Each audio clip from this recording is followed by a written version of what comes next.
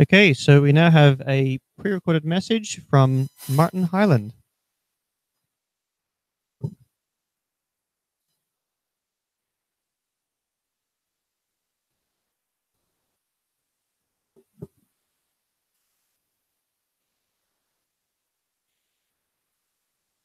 So a holiday long ago prevents me being present at the time. I should like to have been present, if only to challenge the commonly held view that knowledge is ethics neutral and the issues simply arise from benign application. I hope that view will have been challenged, but in this contribution in absentia, I think I'd like to stress the importance of having a vision of mathematics as a human activity in order to address what is a wide range of ethical considerations, but naturally arise. So first, and perhaps problematically, I want to say something about personal, because that may seem very straightforward. Of course, we shouldn't publish as our own work the work of others. It seems a very straightforward. But actually, things that are a little like that happen all the time, more out of stupidity than out of conscious malice. And the trouble stems from the fact that we think of mathematics as a competition, a kind of race first through theorem. And that affects us all. Earlier, it affects the possibilities of effective collaboration. And so, even in an area like that, our vision of mathematics has ethical consequences and should be part of the whole story. Now, I want to say a couple of things about public policy specific to the UK. First, the REF is a bogus exercise and highly destructive. The results of the process and the use made of them, neither of those two make any sense whatsoever. But we are all sucked into it. And that should raise ethical questions. In a similar vein, there's an issue about the current policy on research grants, ill-conceived and wasteful. We do best in that area to concentrate resources on early career researchers and let them follow their own curiosity. But that's not at all. Again, we're all implicated, and it has a moral dimension. You might think with things like that, public policy, that there's nothing that one as an individual can do. And in a sense, that's right. But it's just for that reason, because the individual can do rather little, that it's important to have a general subject-wide of the ethics.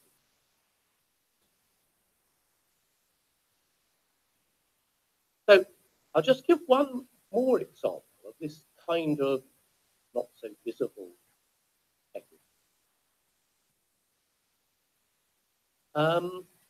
Where there's no question that an individual can act. Now this is concerned with the removal of the mandatory retirement, I think all take.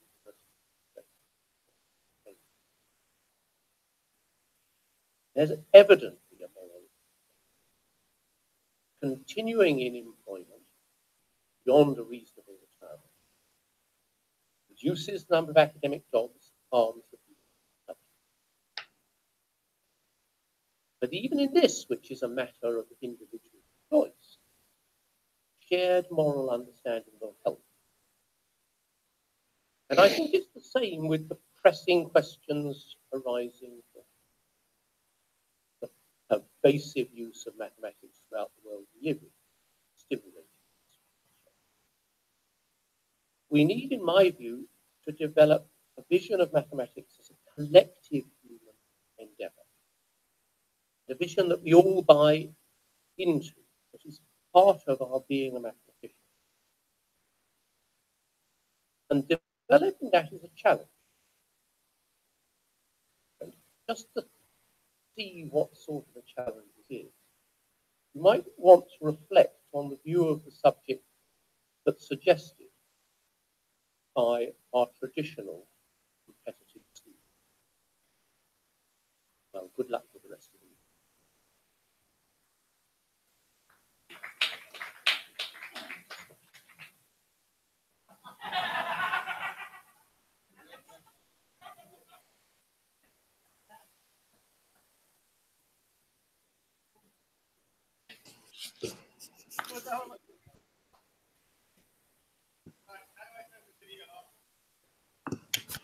Right, so that was Professor Martin Hyland, former head of department of pure mathematics in Cambridge, and quite prolific mathematical logician.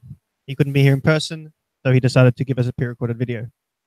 We now have Judy Goldstein from the University of Kentucky, and she'll be telling us about using fiction to teach ethics. Judy, over to you. Good morning, or good afternoon, I suppose. Can you hear me? Yes, we can hear you clearly. Oh, good. I'm Judy Goldsmith, and I'm from the University of Kentucky, which we like to think of as the other UK. I want to start by reiterating a few notes from earlier talks. First of all, I want to salute Bill Binney for his bravery. And then I want to make a request of the audience that when you talk into a microphone, it should be at an intimate distance. If the microphone were breathing, you should feel its breath on your lips, if it's breathing lightly. And I want to thank you for sharing comments with those listening in real time by actually talking into the microphone. So yesterday, someone in the discussion brought up the importance and value of education researchers. I want to second that. A lot of the work I'm talking about was very strongly influenced by a couple of education researchers, Beth Goldstein and Shannon Sampson, whose names do not yet appear on any of my papers, but they will be evaluating and assessing the work that we're doing. And in the meantime, they've had enormous influence in helping us figure out what we're doing and why we're doing it. I want to reiterate a theme from Bonnie Schulman's talk, which is that ethical thinking takes practice. Like proving theorems, like doing computations, it's something you need to actually get your brain into. I was struck most particularly by a comment during the discussion last night. I think it was Maurice, who was concerned about students who think that they have mastered ethics and go off and do a thing because they're sure that it is the ethical thing. And it turns out to be a complete disaster. Can we control that? No, we absolutely cannot.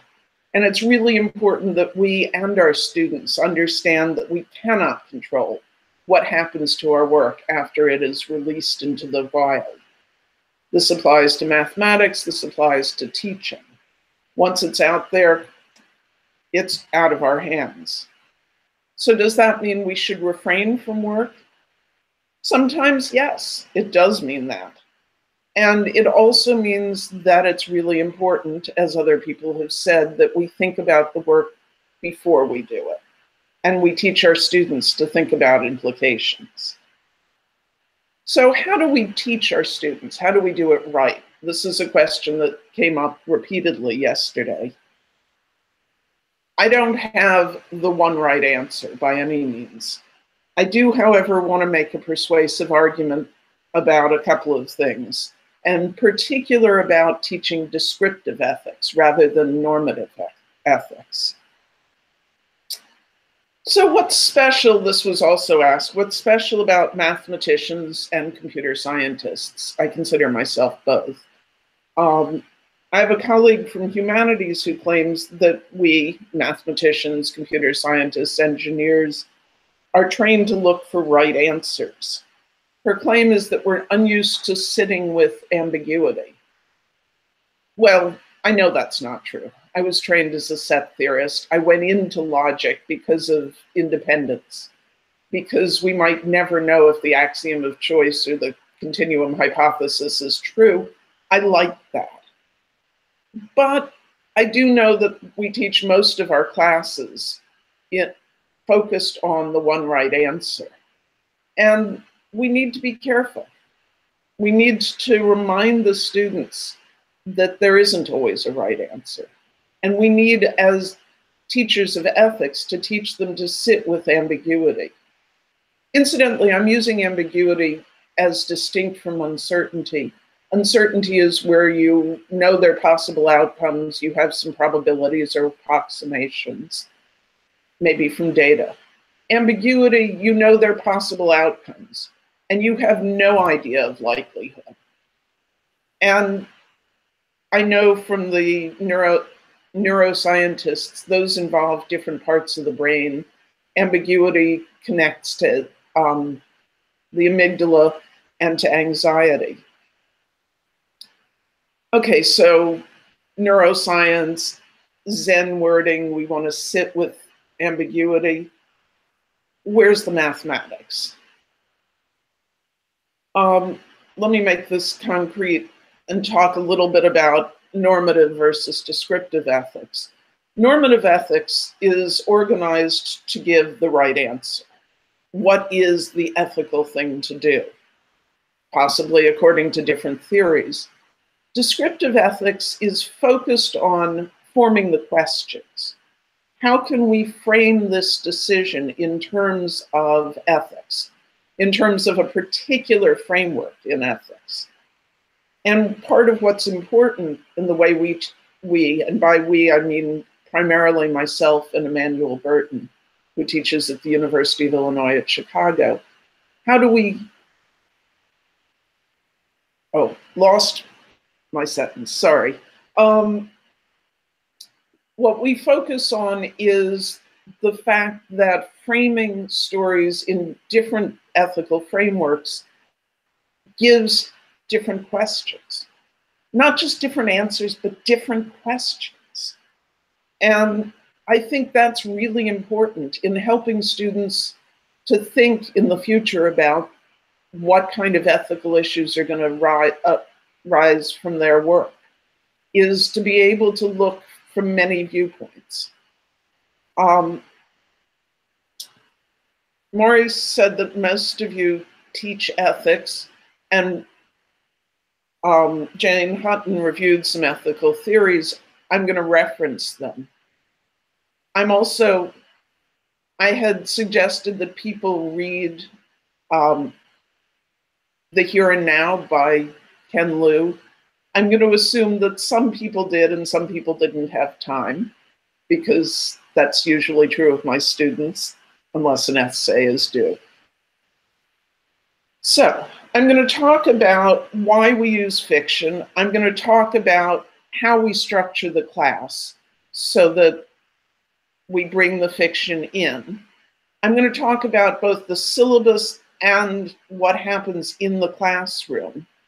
And then we'll talk very briefly, because we don't have a lot of time today, about how we use that particular theory. So yesterday, Bonnie Shulman talked about using case studies. Here's a putative case study. Mary lets Jack use her account at work because he really needs to send an email. While he's sending his email, he clicks on something and downloads a virus to her work account. Who did wrong? This is probably taken from an ethics textbook. I am embarrassed to say I don't remember which, and I probably changed it in the telling. So let's look at this case study. Who cares? Why do we care about some person we know nothing about and their work ethic? What do we know about John and Mary's relationship? Are they in a relationship? Are they strangers? There is so much we do not know, and so much we do not care about, and so much that could change how we think about things. So I think using case studies is way, way better than not using any sort of reasoning, any sort of story. But I think your typical one-paragraph case study is just not enough. It's designed to focus on a particular action and a particular ethical question. It doesn't teach the students how to come up with the questions. And it teaches the student that there is a right analysis because it's in the chapter on whatever. So instead, we want to use rich stories with characters who have at least some sort of background, some sort of reasoning process that we can reference, even if it's a very short story. Some of my colleagues use news articles. And there's some fabulousness, especially if you get to teach ethics on a Snowden year, for instance, or a fake news year. Well, there have been several of those, where there's something right there. On the other hand, at least in the US, my students bring enormous emotional baggage with news. And so we get into intransigence in the discussions, at least until we've built a significant amount of trust. So I do talk about news stories, but I try and not talk about them until at least a third of the way into the semester, when students start to realize that it's okay to disagree. And that's a hugely important thing in my class. With stories, with fiction, you get some emotional distance, some it's not about me, but you also get empathy. You also get caught up, at least in a well-written story, you get caught up with a point of view. The last story my class read was a beautiful story called Teleabsence, in which nobody does the ethical thing. On the other hand, you understand why they do what they do. Very political, very emotional story, which I wouldn't teach in the first week. The last thing that I think is important about stories is that they hook into memory in a way that case studies really don't. So we have something a student can remember, can refer back to. So that's why we use fiction. And if you want more quotable stuff, read our papers. So we organized the class to start with an essay, how do you decide what's ethical? At the very end of the class, we come back to this and we ask the students to reread their original story or their original essay and reflect on it. I've just started grading those and they are fabulous. Students really think about what they've learned. In between those, we have essays about the stories. We start with we start with professional ethics because that's necessary in a computer ethics class. We then go on, we teach utilitarianism. We have a story we ask them to analyze from a utilitarian point of view. We have a story for deontology. We have a story for virtue ethics. We haven't been covering care ethics quite as carefully, though we do mention it. And then we start having stories like the here and now, where we assign different students different theories. So we're going to talk about this in a little bit. Some students might write about a deontological analysis of characters' choices in the story. Another might write about utilitarianism. When we get to class, they bring their essays, they bring physical copies and pens or pencils, and they are free, encouraged to write on the paper, to actually record the revelations that come out of discussion, which is a fascinating thing. One of my students said he could not write on printed material. It was wrong. The rest of them manage for the most part. So we talk about the story in class, and then they break up into small groups where they present their analysis. And this is fascinating because they don't come with the same thing, even when they have the same theory, but even more when they don't. And there are these moments that you can see as you walk around the class, as you watch and listen, where there's a revelation, oh, I didn't think of that moment. That is fabulous. You can see their conception of ethical analysis stretching. And then we have a brief report back where people talk about what they learned from the discussion. We don't do it exactly the same. We've introduced some in-class debates where we give them positions that they may or may not agree with. We have student presentations. We have other things to break up the rhythm because doing the same thing every time isn't as exciting. So that's how we structured the class. We have a paper coming out in the Communications of the ACM in August where we talk in great detail about the class and the assignments. I encourage you to read it if you're interested. And I'm happy to share this year's syllabus with anyone who's interested. So do we have a few minutes, Maurice? Do we have a few minutes? I'm not sure when we started. Yeah, we've got at least 10 minutes. Oh, possibly awesome. More. So that's sort of including questions and answers. So okay, so we'll take 5 minutes on the story. Sure. So to briefly summarize, a boy, we don't know how old he is, but probably teenager, has an app. He and his friend have it. It asks people to go do local tasks, and it rewards them. So you see him take a picture of the specials bin at the supermarket. Somebody wants to know, is it worth coming and buying potatoes or something? His friend has a video requested of girls making out at a bar. And that's the moment where the students say, is that okay? And you gradually learn about other uses. The main character's mother has been using the app to spy on him, to find out what part he got in a play.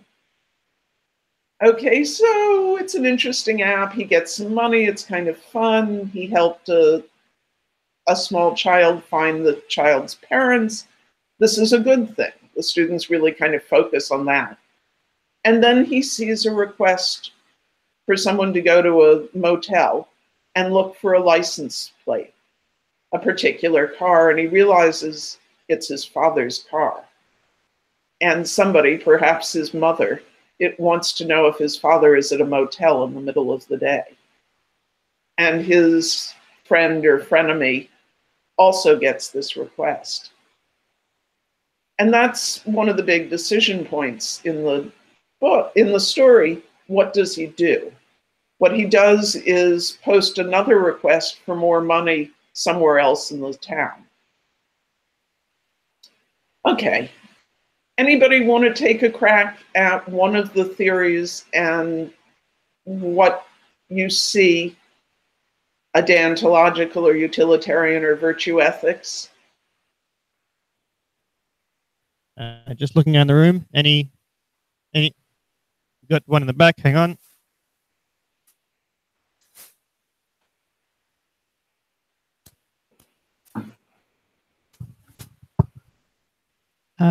Perhaps for deontology, I would think of setting up the app to start with to have legal and not legal requests, on the idea that you want this to be such that you'd be happy for everybody to use it. So you might have defined the kinds of requests in advance. I guess you could then say, if you were habitually thinking virtuously and about other people, you would have thought about that before you even set up the app. Utilitarian? Well, it depends whether you think about priority of making as much money as possible or what other kind of criterion you're going to try to maximize. Like imagine setting up a giant social network with a blue logo that has 2 billion people and then wondering why dodgy things happen when you don't put controls on it. Just saying, Any other contributions? Anyone? Okay, so back to you, Judy. Okay, so these were certainly things that have come up in discussion. The students would then ask, how can you predict how it's going to be used? And there was lively argument about that. So people looked at decisions both, well, the final decision of the story is, does he delete the app? There's also a question of whether he talks to his parents. In the story, he does not. There are many decisions. There are many places where people are pretending something.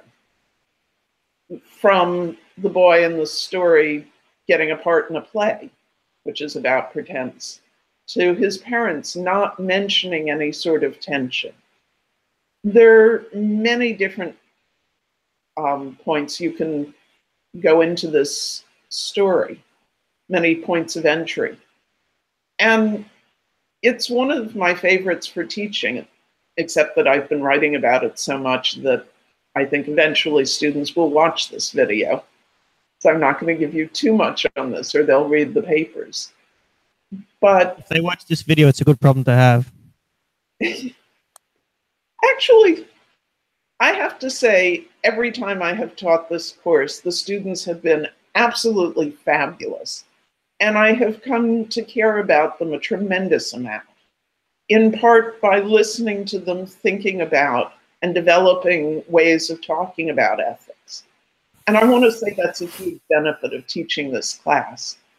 When I teach decidability, it's just not the same relationship to the students.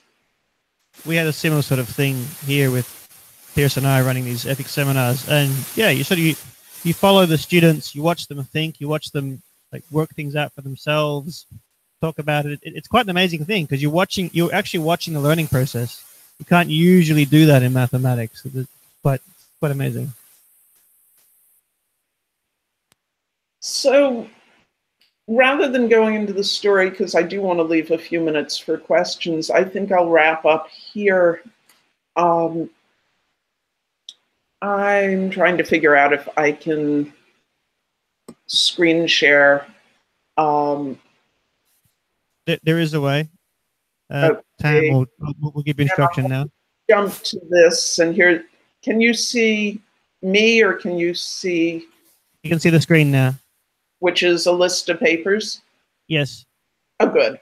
So this is my advertisement for my own work.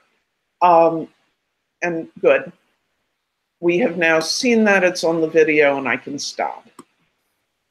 Okay. Yes, I'm back. Good. So any questions? Okay. Firstly, thank you, Judy, for that wonderful talk. And now, do we have any? We have time for questions, so if there are any. One of the things I got a sense from your talk was the importance of the kind of pedagogy. Can you hear me okay? Am I close? Am I feeling the wind? Okay. I got a sense that the importance of not just teaching ethics, but the particular pedagogy we use. I was wondering if you had any thoughts on that and any thoughts about what kinds of pedagogies are more effective and what kinds are less effective in this area. Wow, that's a fabulous question, and I don't know where to start. I'm still very much learning. I was trained as a mathematician, which is most to say, most of us were as well. Which is to say, my teaching training was speak audibly, don't erase as you write on the board. That was about it. You got the long version. Yeah. So I'm learning very much from my colleague Emmanuel Burton, and I don't even have the language to talk about different pedagogies. I will, if you email me, I will pass it on to her and let her respond. But I do think having students in the class discussing with each other brings both learning and accountability. Students are used to sitting there in front of the professor having not done the work. Almost every student has a moment or two of that, and some of them quite a few moments. But when they're face to face with their peers, it turns out they're going to do more of the work. And that's kind of a fabulous outcome I didn't know about. If you think they're scared of the lecturer, wait till you see how scared they are of each other. And how much they enjoy each other. They do, and it's been fun for us in our seminars to watch. Are there any other questions? That was a very slight bell. So we should probably start to wrap this up because we've got another speaker and then another video link. But Judy, thanks so much for that. That was fantastic. So yeah, thank you.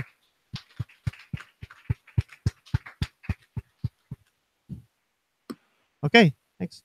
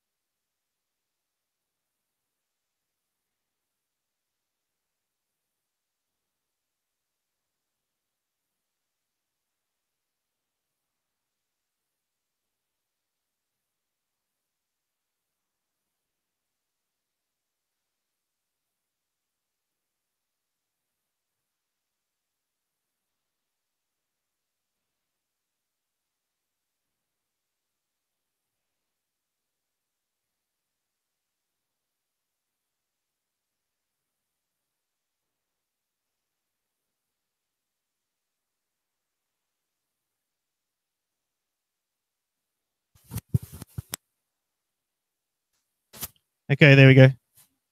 So I think we're okay now, but you might want to start again. I won't repeat what I said. I just talked about ethics as one of a set of values. And I'll move on to how does ethics enter into mathematics? And these are just off the top of my head. And when I sent my abstract, I had 4 things. And after I wrote that, I added a 5th. So ethics concerns at least the following aspects of mathematics and professional mathematical practice. We've heard about many of these things, no doubt, but I've heard about today professional ethics of mathematicians. Do mathematicians behave well and honestly to each other in research and towards other persons in society?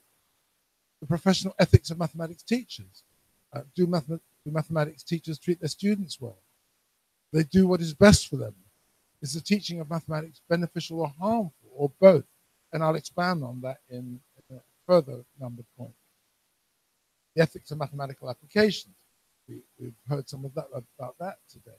What are or should be the limits, the ethical limits of mathematical application to ensure the good for society? Of course, that raises questions about who decides what's good, etc. All of these judgment and values. The ethical impact of mathematics on society. What further ethical impacts does the role and valuation of mathematics in society have, especially unplanned or hidden consequences? This is something I want to dwell on. And lastly, the ethics of pure mathematics. What ethical values does pure mathematics incorporate or embody, if any? For some mathematicians and philosophers, the claim that pure mathematics is ethics or value-laden is problematic ab initio. It sounds like less so to you guys, but certainly my experience in the broader community is that it can be problematic and can, when you claim that mathematics is pure mathematics, ethically or value-laden, can generate anger and hostility. Is mathematics ethics and value-free? Well, let me just say a few things about this. The answer depends on the philosophy chosen, the philosophy adopted, where you're coming from. Let me call, just for simplicity, talk about an objectivist position that views mathematical knowledge as objective, as universal, as superhuman, untouched by human, that sees it as untouched by human values or ethics. And of course, this is legitimate, this position, but it has problems. For example, most concede that mathematical concepts, some would argue those beyond natural numbers, or I certainly want to argue that natural numbers are also humanly constructed, are human inventions. But most would concede that more complex and trace its history, both the signs and the concepts. Proof standards change and so cannot depend on timeless fixed logical principles. I mean, these are provocations, but I think these are problems that have to be addressed from an objective position. The position I prefer, social constructivist or scientific in, and I was explaining over lunch how the reason I've adopted this position is because my greatest opponent in this was myself as I was when I was younger, when I just came out with this objective from university, studying logic and philosophy, and as I became humanized through education, I started to disagree more and more with that position. So my greatest opponent throughout my professional life has been my earlier self. And where I've come to a social constructivist or humanistic Ruben Hirsch's. From that perspective, it's pretty self-evident that mathematics is value-laden, including ethics. However, just for this start, I want to make some claims about pure mathematics and the good. And those arguments don't depend on which of these positions I adopt. I think that's strengthens. It's quite easy to derive ethical consequences from a social constructive position because everything is humanly made, or everything is imbued with human interest and dimension. So pure mathematics and the good. And my claim, and this is it's not very deep, I suppose, but it is deep, but it's kind of light and frothy. But I care about this. I want to argue that pure mathematics embodies aspects of the good in itself. Here's a couple of arguments, and I have more. Validity in mathematics requires a display of the means of verification. It's intrinsic. display, but you have to show your proof, show your calculation, you have to persuade others, publicly and openly. And that means mathematics embodies the ethical values of openness and democracy. Secondly, mathematics grows through pure mathematics. We're talking about pure research for its own sake. This is based on working mathematicians' virtuosity. And the growth of knowledge and culture improves human flourishing. Humanity as a whole gains from it. Growth of culture is the growth of us as human beings, the benefits of all. And as contributing to this, like, say, art is, therefore mathematics is intrinsically good. And indeed, mathematicians' virtuosity is indeed a virtue. But that's all I'll say about pure mathematics and literature. I want to talk mostly about the ethics of mathematics in society. And the mathematics, and I start by saying the ethics of mathematics in society is problematic because of the ubiquity of mathematics. It's everywhere, not just through my eyes, but I think we can all agree in governance, science, information and communication technologies, finance, education. We can carry on listing so many dimensions that are now permeated with mathematics and calculation. And of course, let me start by stressing the good impact before I dwell much more on the negative impact. Mathematics is a great tool that enables the rich material basis for modern life. Almost all people live healthier, more comfortable lives because of mathematics and the science and technology it supports. Start by affirming. But there are negative impacts, and we've already heard some that relate to here. For example, unethical applications, and many could be cited. It's quite interesting looking at the Cambridge Analytica, all that kind of scandal in the news, the privacy intrusion and data mining to influence politics, subvert democracy. So mathematics both helps and hinders democracy. But something I want to stress more, and I haven't heard so much elsewhere, but maybe I've missed other people talking about this, is the gross overvaluation of mathematics in modern society.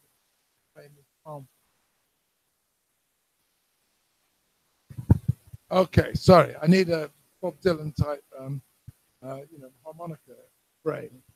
I'll try, but my body has a mind of its own. So my claim is mathematics is overvalued in society, and claim that it's grossly overvalued may be shocking for mathematicians and teachers. I don't see much shock around you. Maybe you're waiting, holding back. Of course, we're all insiders. We love mathematics for its precision, for its power, for its universality, beauty, simplicity, complexity. Mathematics rightly claims to be the crowning glory of human knowledge. And there's a book on history of maths, show the cover. But not everybody shares our love or happy experiences. Indeed, we're a very small percent of the population insiders. How and why is maths overvalued? Well, the ubiquity of maths in modern computerized society is seen as a reason that everybody needs maths. Claim that society depends on maths, therefore everybody needs maths. That's fallacious. You just have to be able to operate the machine. You only need, I want to claim, a few people to set up the system. You also need some democratic scrutiny, but that's not the same as being able to set up the system. It's also argued that mathematics is a central feature of rationality. Reason matters, therefore maths counts. But you can have quite a lot of rationality without getting technical. The lifeblood of the modern world is money. Money matters. Money is an application of maths, ergo mathematics matters. But you don't have to know advanced mathematics to critique the flows of money, to critique uses, maybe to critique the algorithms that direct the flow, but that's a very specialist technical thing. Modern business and government depend on utility, but now, I'm using the bottom of my slide.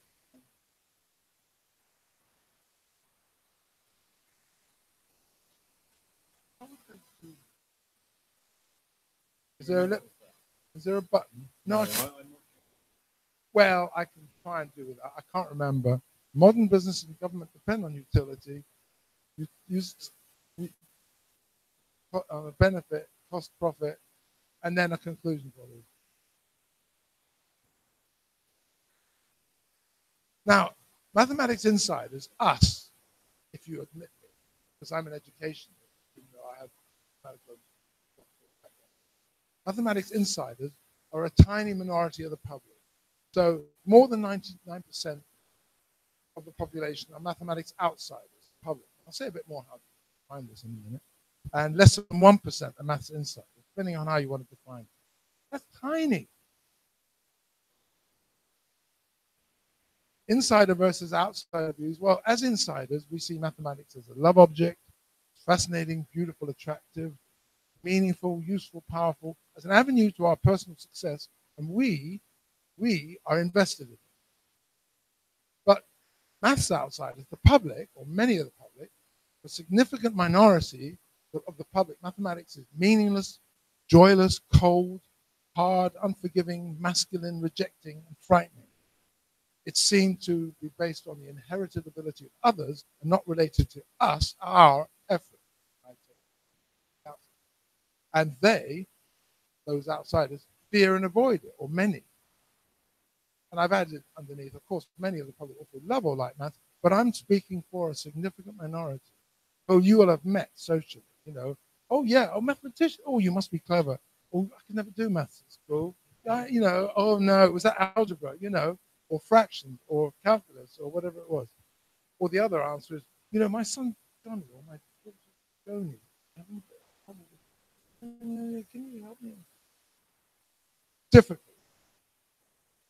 So the actual mathematical needs of society, I suppose the important bit in this diagram is the second from the bottom layer. Because, yeah, at the top, getting a maths PhD, I see. Getting a maths PhD, I think it's, I did some calculation, I looked at some figures, and I think it's seriously less than 0.1%, certainly in Britain, looking at numbers of good universities. The number of getting a maths degree, especially, seriously less than 1%. I say 1%, well, I meant 0.1. Now, at primary school, now at the bottom of the triangle, it's 100% mandatory. So everyone does arithmetic and what it goes for, numeracy, let's call it, numeracy plus, and they need that. I believe that we need numeracy plus everyone in society to be functioning critical citizens, which is primary school maths plus a bit more. Now the question comes during the next mandatory stage of secondary school, high school. Does everyone need to study at the same level all the way to 16 or 18? I would argue no, or at least not for the same exams, that we need to think about what the impact is on those who are not doing so well or unhappy. We need to give a bit more choice.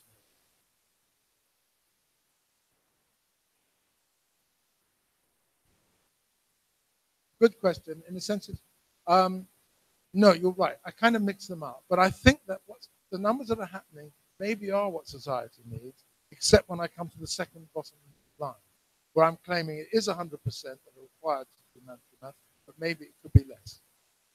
Because there are options. Since there are imposed, the choices are not imposed thereafter. Yeah, we could play with those numbers, 0.1, 1%, or 5%. I don't know. That might vary. It might be that clearly in the last 30 years, those numbers have changed in society. So I'm being descriptive. And sort of, but it's the second bottom line, really. Good point. Let me talk about the exchange versus the use value of mathematics. And it was Marx who talked about exchange versus use value, and it's a really deep, that's at the heart of his analysis of, but it's just a very important conceptual distinction. The actual use of maths is limited, I claim, that everyone needs numeracy plus, call it. You could argue about what that might include, and that doesn't include graphicacy and other kinds of things. Everyone needs to be a functioning critical citizen in a democracy. Everyone needs to be able to understand the kind of math that you get in the newspaper. Society is mathematized, but most use algorithms in ICT or the media without needing the technical understanding. That's one of the areas where the relations to evaluation. And of course, a tiny minority need to understand and write those maths algorithms. The symbolic use of maths, and this is my criticism, exchange value, math serves as a social filtration. Math certification is a critical filter. Lucy Selby coined that term in the 70s for entry into almost all higher education professions. Many are forced to study maths involuntarily, and they suffer loss of self-confidence, negative attitude. This is something we shouldn't ignore. I think it's an ethical issue about the harm that's done to individuals through social valuation. And it's interesting to note, yeah.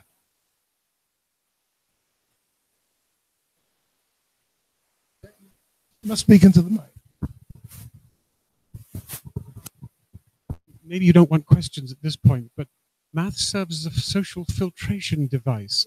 It's a certification for almost all higher education and professions. How many politicians can do more than arithmetic? How many business leaders have degrees in mathematics?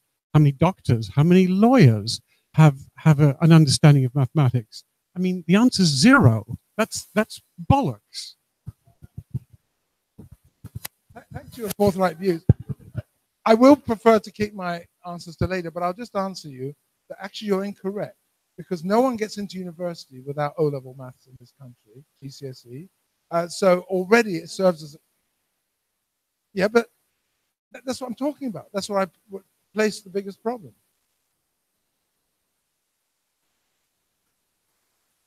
Not penultimate, the second, well, second bottom.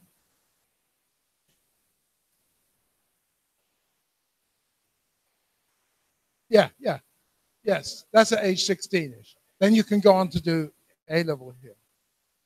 But yes, I'm very happy to engage that later, but let me make my case first.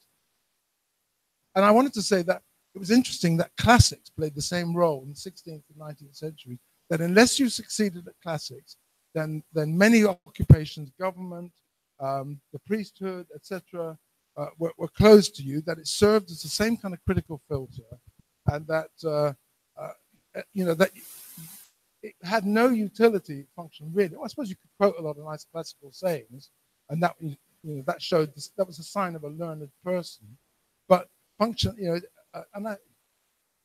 it looks more evidently not useful, doesn't it? Classics and mathematics. So my claim is that maths tests are a critical filter, and I'm talking typically at 16 or later too. So I've used a nice little cartoon, if you like, to show that math students, many fall off, they fail. That this critical filter is not just a failure, and I'm losing my bottom line here, but it's actually damaging to the students who fall. And just to take the filter refraction, the distillation analogy a bit further, that there's a correlation between success in life and mathematical outcomes, school examinations. That is quite a strong correlation.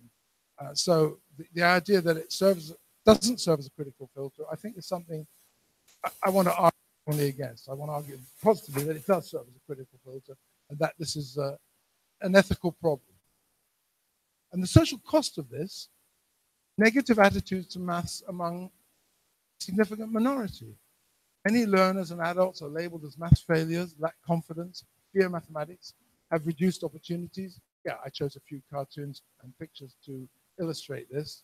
The article with Jimmy Edwards as a traditional maths master was about how many primary school teachers who will all have to teach mathematics admit to their own fear of maths as they enter training. So, it's significant. And of course, if they haven't passed that low-level exam, they won't be able to come teach at all. And I'm claiming that we're complicit in this overvaluing. That we, mathematical professionals, we gain by not questioning the overvaluing maths in society. We gain more resources, prestige, dominance in schooling. Too often we accept uncritically the argument that the ubiquity in society maths means that all must study abstract maths to 16 or 18. That's not abstract maths as you understand it, or as we understand it as mathematicians, but for many people at 16 or 18, what they're going through is seen to be abstract and difficult and meaningless. So I'm arguing we don't need to force this down everyone's throat, just as we accept not everyone to the same level must study arts, literature, drama, any subject you like. We allow well, I suppose science now is seen as almost a language, but I don't think we push science quite as hard as we do maths. Can I take questions later? Are those different subjects equally important for personal development and work, or we leave them as options? Is the maths failure for learners, or is the society's fault for everyone 16 or 18 years? Well, I want to say it's society. We should be thinking about it. It's an ethical issue. In seeing the world mathematically replace nature and human simplified now. Of course. But I want to talk about the mathematical way of thinking and some incidental damage that too. The mathematical way of thinking promotes an attachment meaning. It promotes precise rule following, the reduction of complex situations to simple calculation of numerical models, ethics-free technical reasoning, separated values that Harold Gilligan defines, focusing on rules, abstraction, objectification, reasoning, dispassionate analysis, impersonality.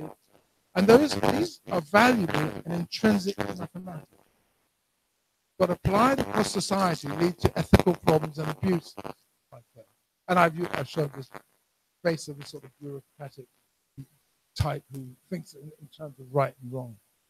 So one of the problems where an over-application of mathematics, and the overvaluation of mathematics, is a simplistic epistemology in which things are absolutely true or false, a training in ethics-free and value-free thinking leading to ethical desensitization and responsibility diminishment, and mathematics can train instrumental reasoning in management and business with a focus only on means and away from ends or values. Separated values extended beyond maths imply it has no ethical or social responsibility. And I think that outside of maths, that's dangerous. There's a well-known critique of instrumental reasoning going back to the Frankfurt School, and mathematics is the essence of instrumental reasoning, focusing on means to ends and not the underlying values. And applied outside of mathematics, instrumental reasoning underpins management, corporate and governmental thinking, and persons, animals, and the environment are all viewed and treated as objects, mere resources, not as intrinsically valuable. People are viewed as objects. And as Kelman showed in his research, when you standardize, routinize, and dehumanize, it leads to an unethical treatment of persons. So I'm claiming that there's hidden harm caused by mathematics, that the overvaluation of mathematical qualifications blights the lives of millions labeled as mathematical failures, that overvaluing the quantitative outlook supports managerialism and neoliberal performative agendas through privileging measurement, accountability, and targets. We're part of that. We supply the means of seeing things that way. It's no accident that so many mathematicians or bankers or at the head of corporations cognate trainings, because it can really focus you that way. Mathematical training can develop an ethics-free instrumentalist outlook that prioritizes profit above any social costs, powering exploitative corporatism and neoliberalism.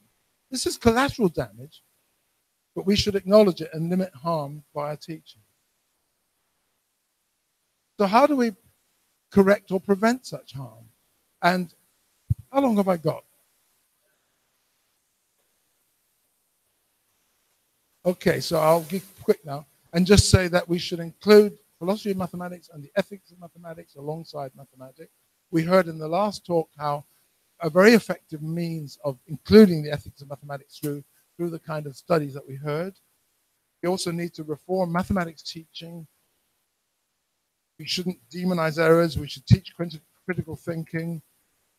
We should teach the appreciation of mathematics and not focus on performance all the time. I'll skip what I mean by the appreciation of mathematics. I do want to stress teaching critical citizenship by mathematics, that in a democracy, mathematics is a vital tool for understanding what's going on around you. I won't read through, and every citizen needs these capabilities to defend democracy and the values of humanistic and civilized society. So that was a quick run through the end. Here's some references, and very much. Thank you, Paul. We need to move on to Ruben quickly. So if we have some short questions, we can take them. But I've got to get on in about 3-4 minutes to Ruben. Really a point of information. I'm not that familiar with the education system in this country, but is it really true that literature, which I always understood to be quite a large part of English as a subject, is not compulsory up to the age of 16? Seem to be picking out mathematics as being the sole compulsory subject. Is that not a slight rhetorical overstatement?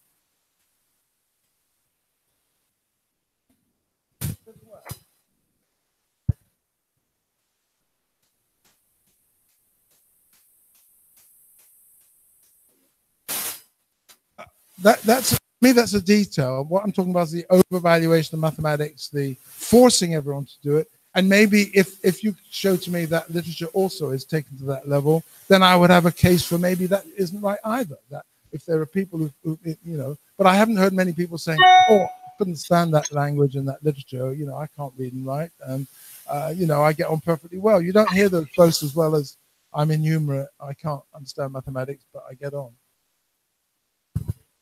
Hang on. I should say my mum was an English teacher for 35 years. She heard that line fairly frequently, I'm afraid. Okay, do we have any other quick questions before we move on to Ruben, because we're slightly behind? And we have the next coffee break if you want to continue discussion, and then the end of the day as well. Okay, I guess thank you, Paul.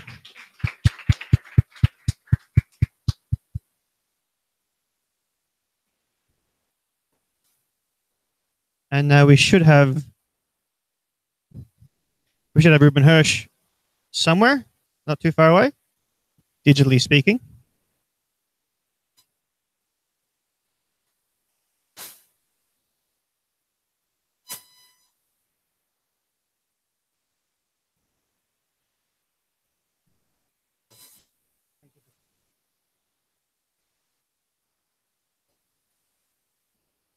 Okay, Ruben, if you can hear us, just hold on a second. We're getting the screen back up on our end.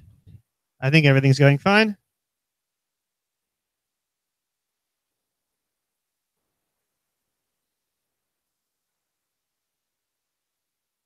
Okay, hang on a second, Ruben.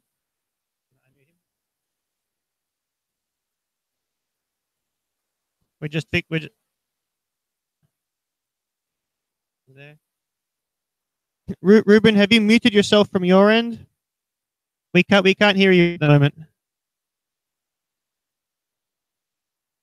Okay, can you speak just as if we can hear you? Say hello. I hope you can hear me. I'm talking as loud as I can. Okay, we can hear you now. It was muted at your end. Hang on, we're just putting the screen up on our end, and then we'll be ready to go. Hang on a second.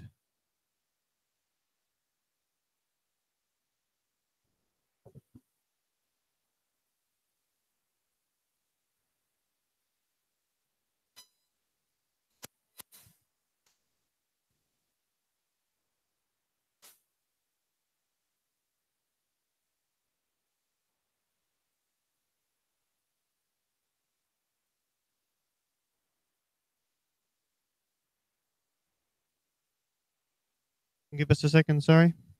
Sure.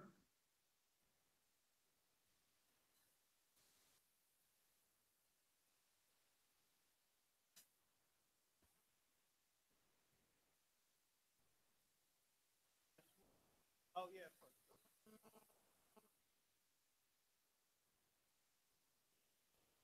Sorry, Ruben, give us a second.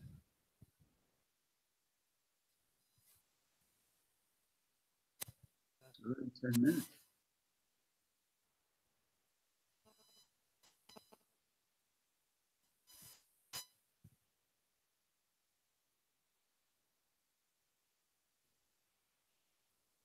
Okay, so we haven't quite got your video up on our end properly yet, but we can make a start. We can hear you clearly, so you can make a start like that. Hello, I'm Maurice, by the way. So everyone, this is Ruben Hirsch. This is Ruben Hirsch, yes. Excellent. And he's going to be speaking to us from the University of New Mexico about which code of ethics are you following in your classroom. So Ruben, I hand it over to you. Thank you.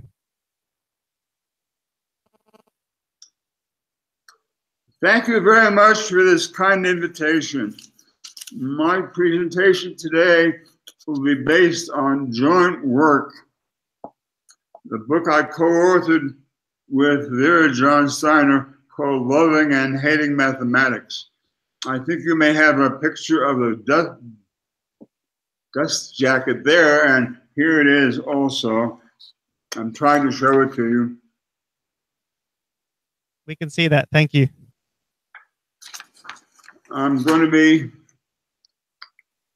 My talk is based on chapters 8 and 9 of this book.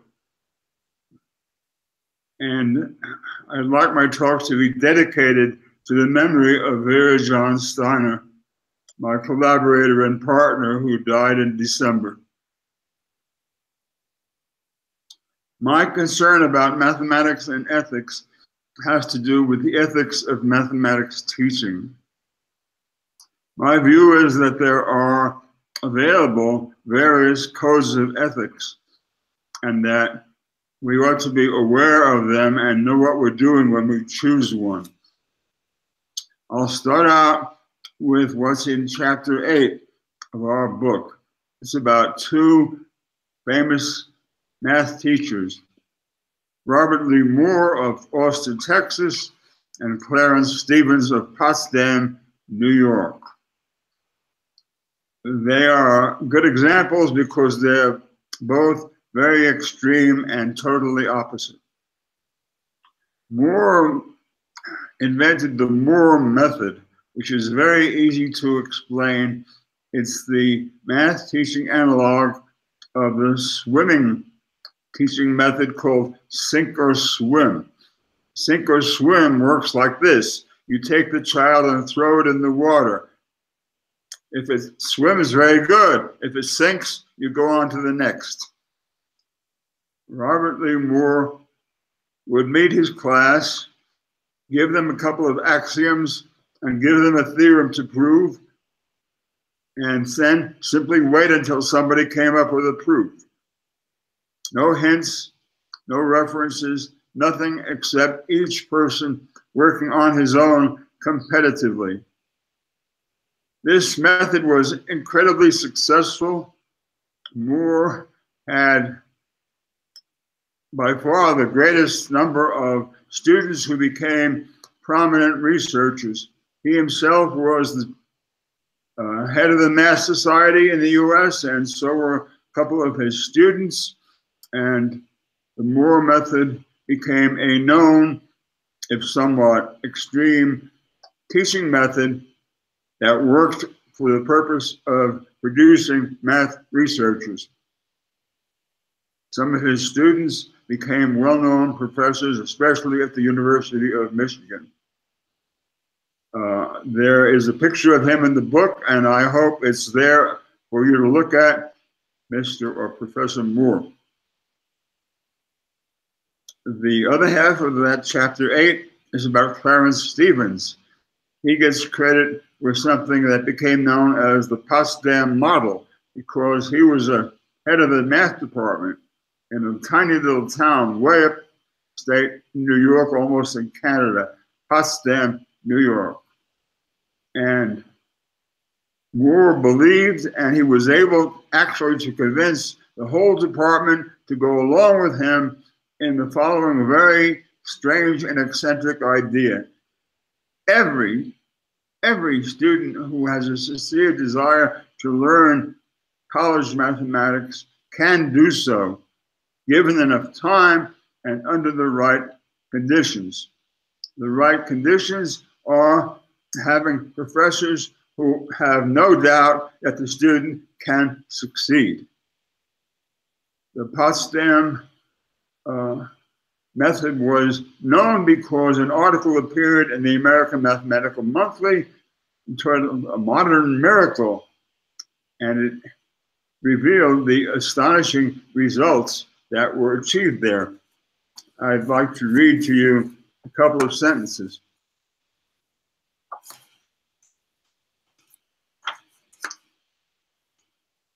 The students say the faculty members really care about them, care that each one can develop to the maximum possible level. It is simply the transforming power of love, love through encouragement, caring, and the fostering of a supportive environment. By the time they enter the senior year, many can read and learn from mathematics texts and articles on their own. They graduate more women in mathematics than men. In the past 10 years, almost every year, the top graduating student at the institution across all programs has been a woman in mathematics. Of the less than 1,000 bachelor degrees awarded, almost 20% are in mathematics. In other colleges in the United States, it's like 1%, not 20%. The Potsdam model did become somewhat known. It had some publicity. Clarence Stevens did receive some awards. Some other schools attempted to emulate it, but certainly it became, at its best, much less known, much less influential than the Moore method. I don't say that you are likely to try to institute either one in your institution, but these two opposite directions give you a good example of the choices between two different codes of ethics. One is maximize the number of champion research mathematicians at all costs. The other is maximize the success of every student at all costs. The next chapter in our book deals with not extremes, but norms, reality. A lot of it is about a system that is prevalent, I think, in most state universities in the United States. And I'm quite curious whether you can tell me whether you're familiar with it in other parts of the world. And the essence of it, I would say, is uphold or improve the prestige of the math department at all costs. It's kind of a complicated thing. I call it our system in a little article I wrote. It starts out with the department being managed, controlled, run by the senior faculty, tenured faculty, who are mainly interested in research and in teaching graduate courses. There are also a huge number of students taking what are sometimes called developmental courses, used to be called remedial. These are students who are studying for the second, third, or fourth time elementary algebra, how to add and subtract and multiply polynomials, and trig. Huge sections. They are taught by graduate students. These graduate students are necessary for the graduate program, and they have to be supported. The university has no other way of supporting them except by using them as teachers of the developmental or elementary calculus sections. Therefore, the huge number of students who are taking these elementary courses are integrally connected with the graduate and research program. The money that the department gets from the state is based on the number of class hours. So having a lot of class hours teaching elementary courses brings in more money to the department to use to hire these graduate students who have to teach these courses while trying to, of course, take graduate math courses and pass them. And the students taking the developmental math courses are taking them because they want to get into professional schools. And these professional schools have this math as a prerequisite. Even though As a matter of fact, anybody knows, and it's been proved by research, doctors, businessmen, architects practically never use elementary algebra or trigonometry. So it is counterproductive or absurd to make this kind of math a prerequisite for admission to those colleges.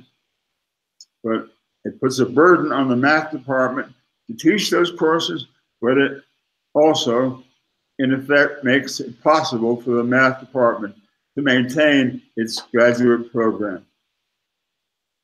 So what does this have to do with ethics?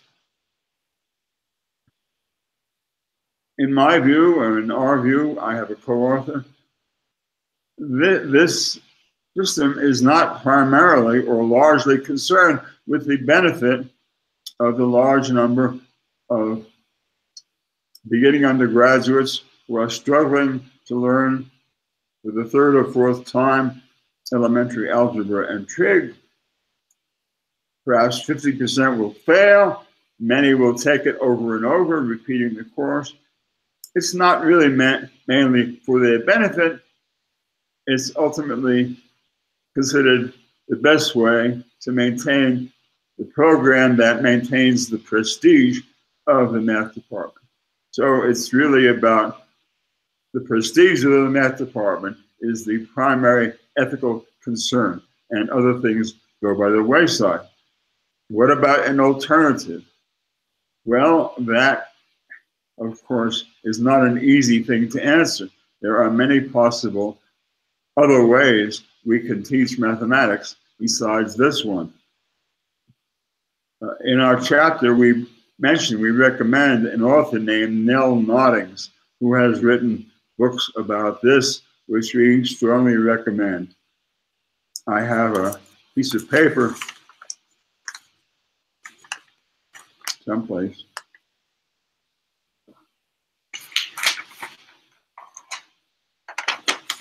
Maybe you can see this. This is supposed to show her name and the name of her book.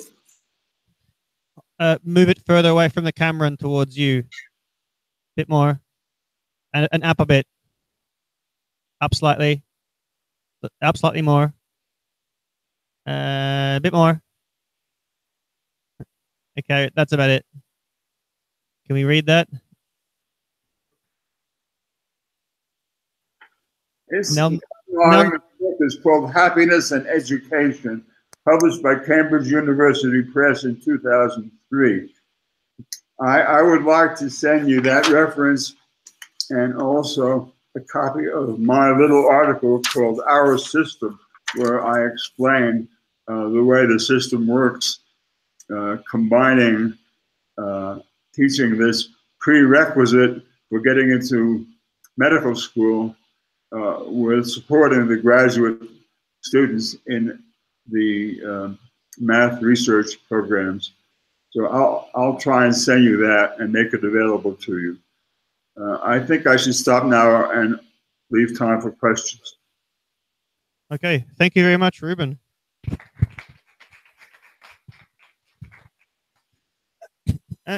Firstly, if I can just expand on a point that you made, the Moore method to maximize the number of research mathematicians at all costs. I've spoken to mathematicians from high-level universities, from Cambridge, other UK universities, and universities from countries and non-English speaking countries. And I keep getting the same message, which is that, quote unquote, we teach mathematics for the 5 to 10% of our students who will follow in our footsteps as research mathematicians. We design our courses like that.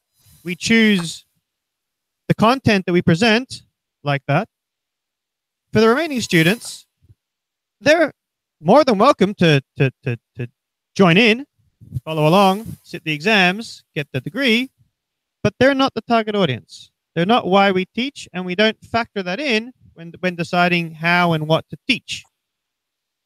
So I've heard this quite often directly from mathematicians, that the whole teaching system that we do at some of these universities is purely aimed at at most 5 to 10% of the students, without taking into account any of the objectives or life direction of the remaining 90-ish%. So I thought I'd add that. Now, do we have any questions for Ruben? I think we have one already.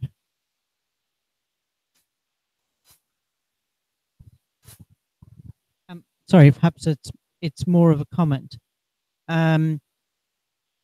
We acquired at Warwick University a new deputy head for maths, and one of his comments at interview was that he wanted to make sure that there was a suitable set of courses for the people who are not going to go on to master's degrees or maths degrees. It's also one of the reasons why I personally have put quite a lot of work into something called the African Institute for Mathematical Sciences, to ensure that there's statistics there, because actually with a little bit of arithmetic, algebra and calculus, you can be a very, very valuable statistician. And there's great demand for them. It's very difficult to have a pure maths career. Okay. Ruben, did you want to make a comment, or shall I go to another question? I'm afraid I wasn't really able to hear or understand the question, but it's interesting that at universities in the United Kingdom and elsewhere around the world, you find a similar ethos that the students who matter, the ones for whom the teaching and the course are designated, are the ones who hopefully will become someday tenured professors producing more of the same. It's an ecosystem reproducing a small proportion of the population, and the remarkable thing is that nobody even keeps track or cares of the rest. I don't think there's any record of how many students were flunked or demoralized or even driven crazy by trying to take Robert Lee Moore's course. There's just no record, no remarks about it.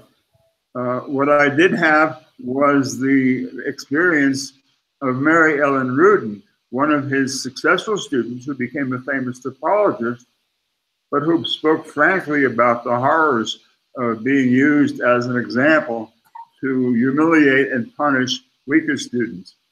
Moore was an exceptional guy. He was a gun nut, a pugilist, a bit of a sadist, and yet there exists to this day a society based in Austin, Texas, to perpetuate his memory and his method. And it's a matter of ethics. What is right and what is wrong? Is it right to, whether in our method at state schools in the States or your method here in Cambridge, to encourage a lot of kids go through something that will do them no good and may convince them that they're stupid and that they shouldn't even try to learn math? Is that okay for the sake of perpetuating our own particular clique and caste? It is okay if you think that's really the most important thing. Produce more geniuses to discover hard theorems at any cost. That's a code of ethics that is actually enforced. But in our book, we reject it and try to propose some alternatives. And I hope that there are some of you there listening who also reject this particular code of ethics. Ruben, would you mind muting so we don't get the feedback?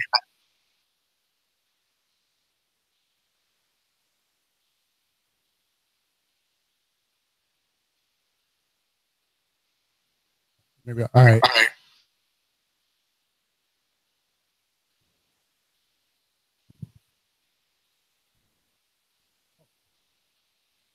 So, Ruben. Yes, hello. I have some news that I think you might think is pretty good news, actually. So you mentioned the societies that perpetuate this legacy of Robert Lee Moore, and I thank you for sharing his full name. I hope everybody in here and watching understands the significance of that name, Robert Lee. But anyhow, there's been Robert Moore has been. I don't want to overstate this. Let me say that there's been an organization formed for inquiry-based learning within the Mathematical Association of America that has explicitly rejected Robert Lee Moore, and there's a statement on that organization's website doing so. And in addition, the organization you mentioned in Austin, while there are still some strands tied to Moore, is starting to be separated from Moore. It's not enough yet, but it's getting there. The conference that they have every year has dropped the Moore name.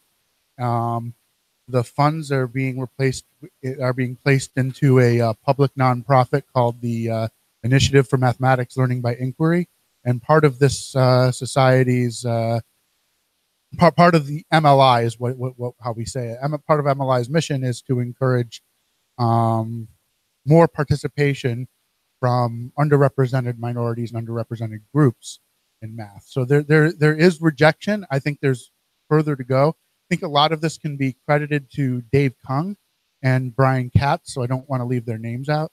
But this community is moving in a very positive direction, I think. The other thing I just want to add also regarding the developmental courses is there's also movements to replace these kind of developmental courses, what Uri Treisman calls the place where dreams go to die, with these pathway courses. I'm not sure how far it's filtering into the major research universities, but it is finding its way into state schools. It's being adopted across community colleges, and it's moving. So I hope that gives you some reason for some optimism.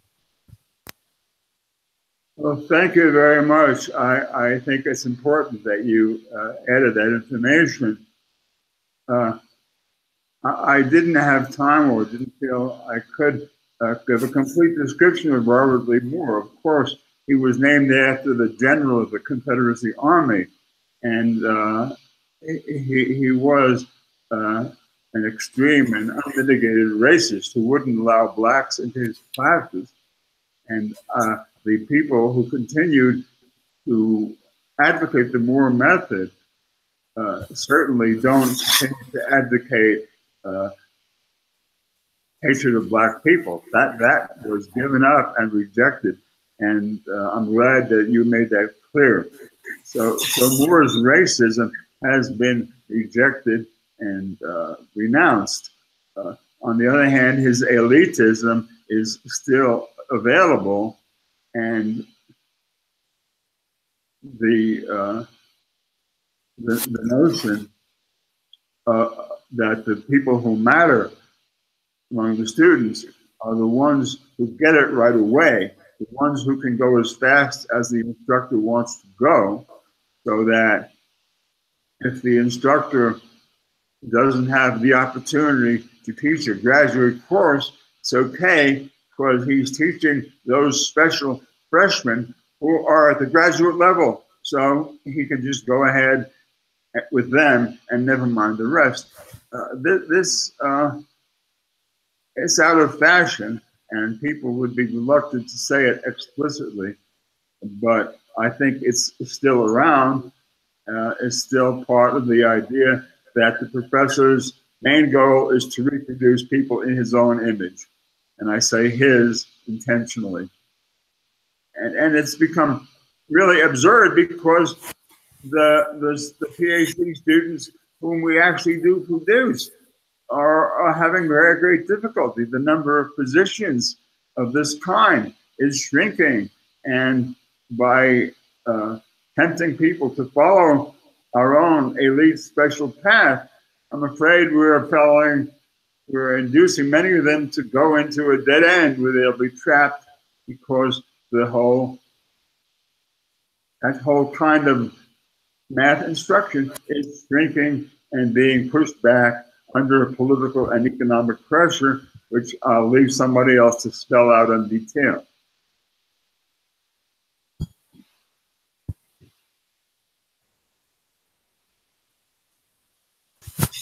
Okay, Ruben. Well, we've sort of run out of time now, but thank you so much for that. It was much appreciated. So we'll give you another round of applause. Thank you to Ruben. Thank you very much. I was glad to speak to you. Thank you, and hopefully you followed along some of the other live stream talks, or you can watch them again later on YouTube if you like. Yes. All right. Thank you, Ruben. Goodbye.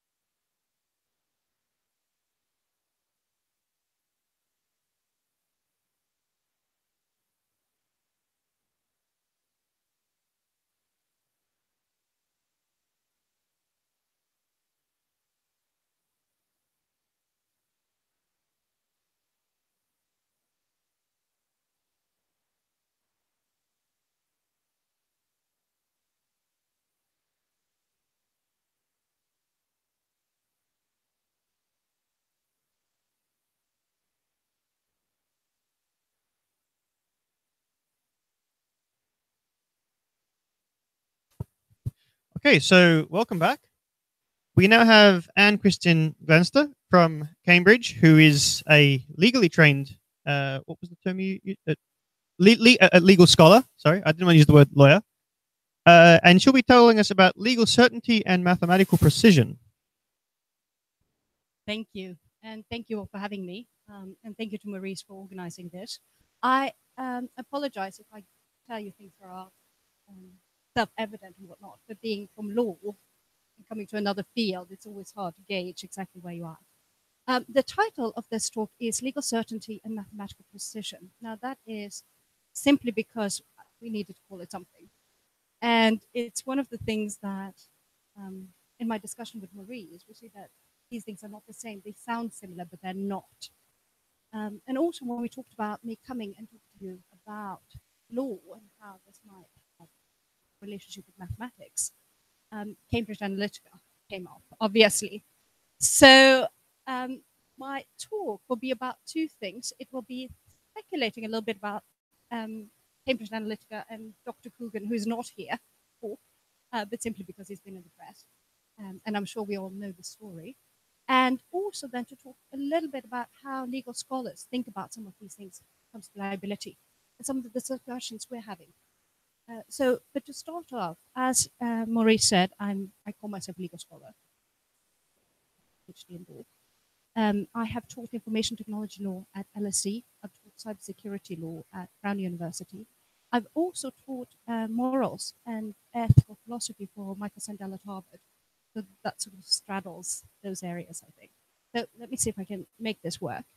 I thought I'd start with Dr. Coogan, who called himself a scapegoat.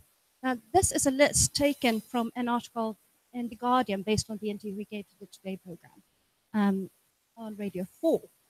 And these are some really interesting statements for me as a lawyer, and I'll come back to it when I close my talk.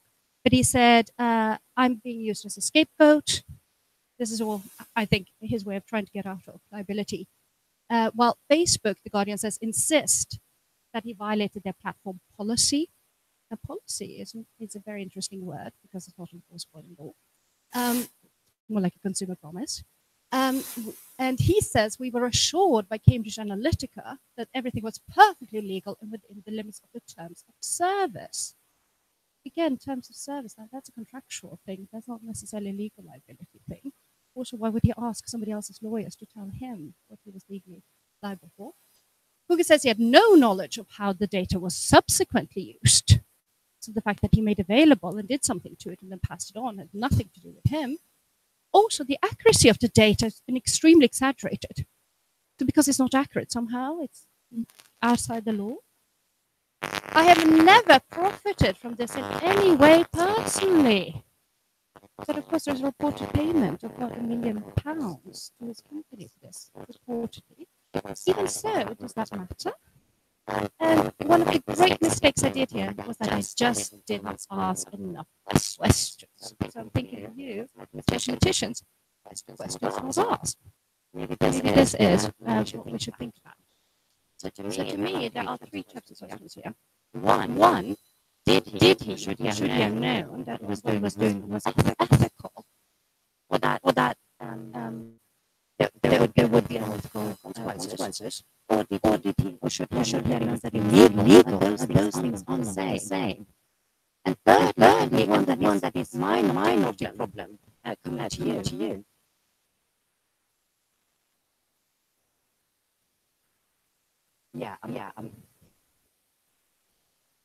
And those are two different things. Yes. The data is what he used algorithms and processors, what he actually did to it. So what is he responsible for? Well, if he created them, would they have been? If he was responsible for them, would he have been?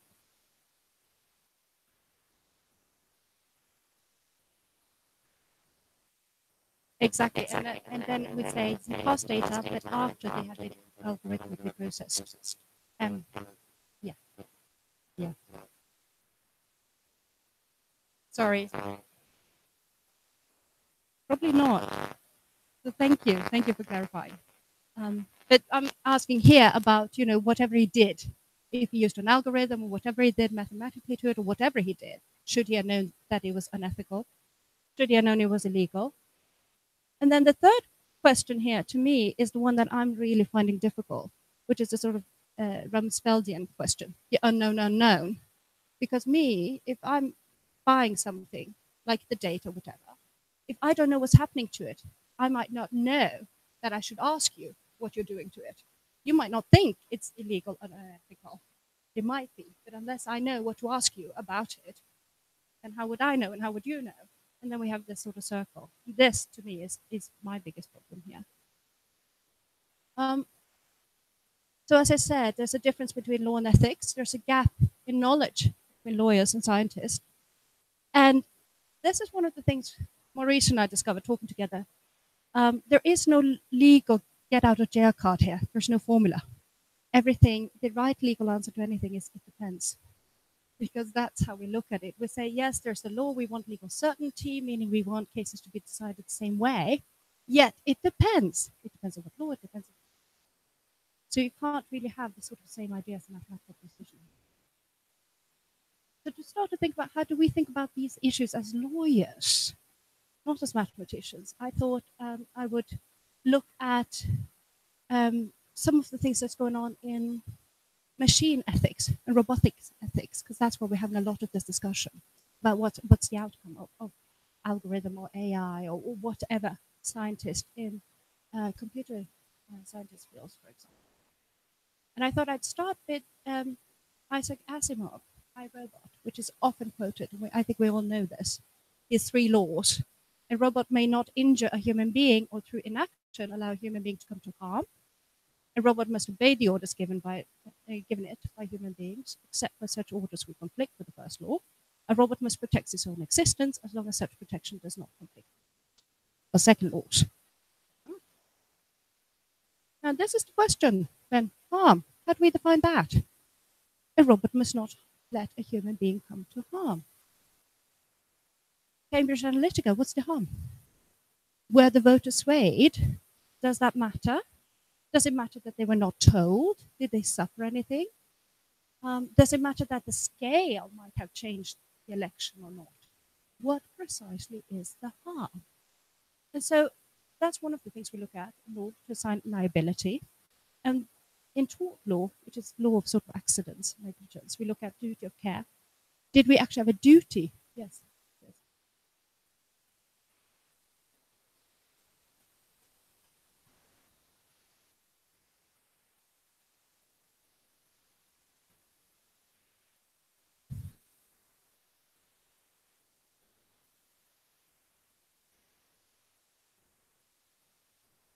If the breaking the electoral law is a harm, well, this is a good question. And the just to go through you have a duty of care to make sure nobody comes to harm. What is the standard of that duty? How much do you have to do it? Proportional blame to the wrongdoing. Well, if there is no wrongdoing or you have a strict liability, that's your question. In case of this electoral campaign, yes, there would be a harm because the public had come to harm, but we have decided on that in law, and we have put, we have really specified it.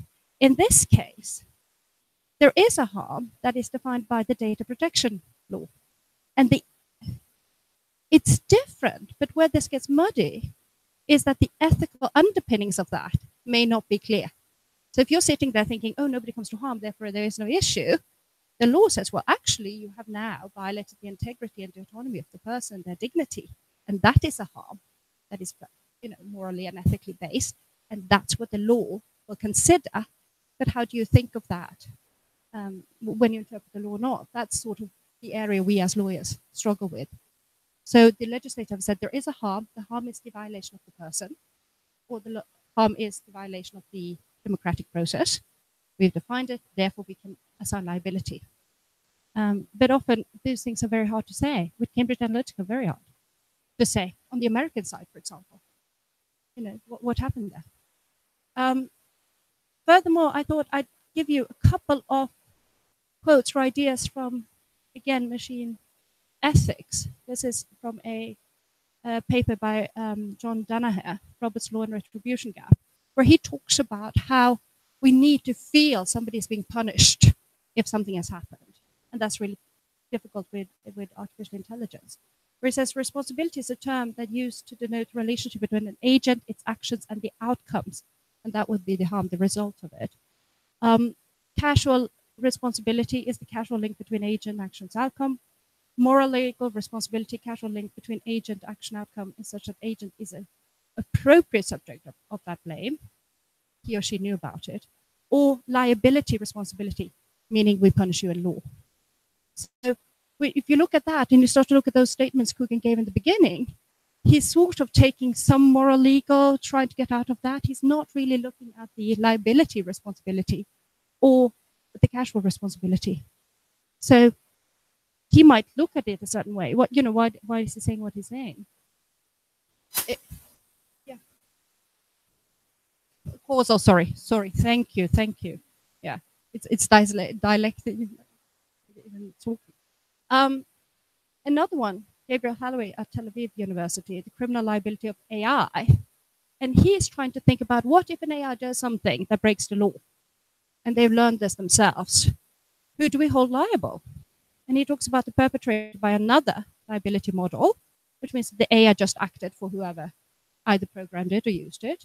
Natural probable consequences liability, meaning the person using it or programmed it should have known that this would be a problem. And then the direct liability model. Oh, we just hold the program liable. Nothing to do with us. Indeed. But there is no reason to eliminate the criminal liability of an AI entity or of a human, which is based on complicity between them. An AI entity and a human might cooperate as joint perpetrator, as accessories and abettors. So you will go to jail with your AI. Yes. Yes. See, so this is how we as lawyers think about these things when we try to figure out whether or not what Coogan did was wrong. And almost finally, Immoral Machines, or How Roboticists Can Learn to Stop Worrying and Love the Law by Brian Casey. Now, this is one that's really interesting to me. He bases this on the trolley problem that you might have already discussed, this idea of like, if there's a trolley and it has to go into one track and kill people, or the other one kill other people. And he bases it on Oliver Wendell Holmes, big jurist back in the US, who said, who called it the distinction between morality and the law. And what Oliver Wendell Holmes says is that the law, the way businesses think about the law, is not what is ethically right, but what's not going to get them in trouble. So that's why Casey says rational, forward-looking firms are not incentivized to minimize harm per se, but only those harms that govern liability regime will force them to pay for. And that's a really interesting thing when Coogan says, well, Cambridge Analytica said it was completely legal. Well, why wouldn't, you know, for them, they're going to get no liability, hopefully. That's what they're thinking. But that doesn't mean it's ethical. It might be legal, yes.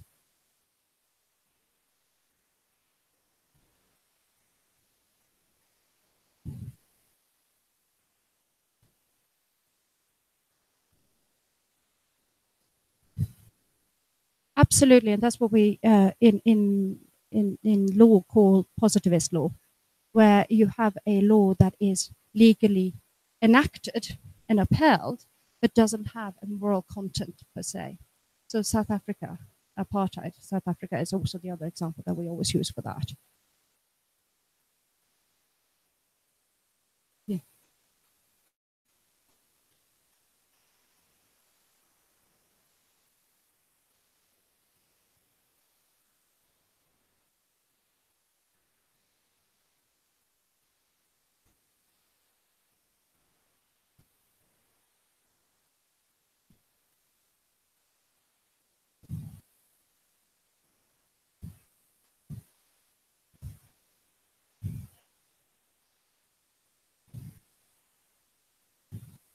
Exactly. So this is the way we think about it. So then So we look at, liability, what's legal, what's not, what can we define, what's harm, all those things, which takes me sort of to the back. I am being used as a scapegoat. So look at things we've just talked about, or I have talked about. Facebook insists Coogan violated its platform policy by transferring data collected by his app to Cambridge Analytica. Platform policy is its contract it has with Coogan. That was based in 2007 on academic research. There is no rights violated for the American citizens as long as Facebook has their data in the US, because there are no privacy laws that will guard that in the US. Sorry. I'll talk louder. The violation in terms of their rights is the moment Coogan gets that data in Europe. That's when he gets liable. So Facebook actually is pretty much in the clear. The Federal Trade Commission is looking at whether they had a mistrust of consumer, that they misled their consumers. That's what they might be held liable for. We were assured by Cambridge Analytica that everything was perfectly legal. You can't contract out of data protection. It's a fundamental human right. So limits of terms and service doesn't really matter because the law supersedes any contractual arrangements you have. Coogan says he had no knowledge of how the data was subsequently used. Again, this was a strict liability thing. The law doesn't care. He's responsible, most likely. Saying he didn't know doesn't matter. The accuracy of the data has been extremely exaggerated. Doesn't matter. Personal data is personal data. Whether it's true or not doesn't matter. I have never profited. Doesn't matter. Again, the law doesn't care what happened to him personally. One of the great mistakes I did here was that I just didn't ask enough questions. So who should he have asked these questions to? He could have gotten, well, obviously he should have gotten a good lawyer, but that would be it. Yeah, a lawyer would have been a good start, right? But it sort of gives me why am I doing this? I think that there is another group he should have asked, people like yourselves. So for me, the takeaway message from looking at this is ethics should not be left to the law, because we, as lawyers, can only understand based on what you've given us. If we don't know what you're doing, how can we make laws about it? Legal language co-opted from other fields take on a message of itself. Now this is, you talk about algorithm, data, all of that. In the law, we mean very specific things. What you might mean might be very different things. Example is processing. Processing has a very wide meaning in data protection.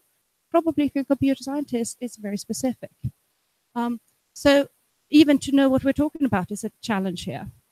Then there is a sort of move towards self-regulation of ethics, particularly with robotics, that I think is very necessary to have this sort of joint efforts where one talks about the implications. I think it's desirable because it would be move with the time, while laws take an enormous long time to institute. It would be based on knowledge, and it would be credible. I also think it's a really dangerous thing because we can't enforce it. It's hidden, meaning it's done by experts outside the democratic process. And it's a great chance that lobbyists will come in and try to decide the outcome. So I would think that Coogan should have gotten a lawyer, obviously a lawyer, any lawyer. I also think that if he had had something like this society or other industry or academic or technical bodies or groups that could have said, look, these are some of the questions you should probably ask. This is some of the information, ethical questions you should ask and information you should give to whoever, Cambridge Analytica, not just a legal interpretation.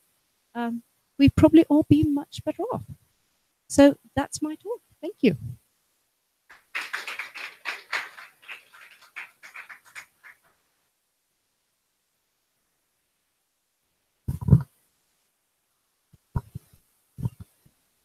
This roughly reminds me of when I was a kid and I'd be there in the kitchen chopping tomatoes And my father would come along and sort of slap me on the back of the head and say, "No, don't chop them that way. You're going to lose a finger." Like, oh, yeah, maybe you're right. Perhaps this is definitely more necessary in technical disciplines. We need somebody to sort of come along and, you know, when the kids are playing with sharp, fun, shiny, dangerous things, you come along and go, slap, no, don't do that. You're going to cut yourself, or you're going to sort of, you know, destroy that part of society. Can you please do something else? And you know, if you do it again, we send to your room or whatever. This seems like it's necessary, but this isn't happening in so many technical disciplines. We have a question. I think it's even worse than what you said, for lots of reasons. I mean, anybody who's been following the story, there's so many different reasons. But it's even worse because what the university is saying is that he applied to some ethics board and was refused. They said, no, you cannot do this. He was refused. He then set up his own private company to do it outside the university. And when that was questioned, because of the curious relationship between him possessing the data and a separate company, this ended up going to human relations, HR, human resources in the university, possibly the cesspit of lack of legal and ethical knowledge that there is in the university. So the university actually is trying to defend itself by saying, this went in front of a committee, an ethics committee, and we were turned down, not saying that it then ended up in HR. HR is also the ones that pay our, you know, paychecks every month. So thanks, guys. We love you all. But yeah, we had to talk about this yesterday, where the whole CA stuff was discussed in more detail, and the fact that it just kind of got lost a little bit in university administration, and now that it's become a hot potato, everyone's sort of washing their hands and saying, "Oh, I never touched it." I'm interested eventually to see what other technical people like mathematicians or others, how they act and behave when they're scrutinized. Because I've made this point before. It would be hilarious to watch a mathematician roll a blackboard in front of a judge in a courtroom and try and prove mathematically that they're innocent. Because the judge would take, I mean, the other lawyer can confirm, the judge would take one look at this, laugh, continue laughing, point them in the direction of a 10 to 20 year jail sentence, and say, well, go think about it in that little room over there.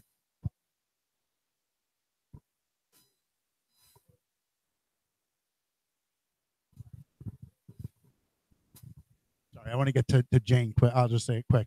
I was more of a transactional lawyer rather than a litigator, but the Supreme Court Chief Justice did say some time ago that all the math behind the gerrymandering arguments was, he called it gobbledygook. Yeah, it's actually difficult stuff. Genuinely hard, even for mathematicians. One of the questions I've found interesting with some of the medical research that I do is that I think you can get these situations in which I am not supposed to know something, despite the fact that that person has put that information into the public domain. So if, as frequently happens, people put their dates of birth into the public domain, do I or do I not, am I or am I not allowed to know it? And I think some of these things like the right to be forgotten need to be very carefully defined, because the wider social implications of people trying to say it's all got to be forgotten, I think a much more important thing quite often would be the right to be forgiven. You know, I'm old enough that I'm lucky enough that people don't know what I said when I was outspoken, unlike now, when I was young.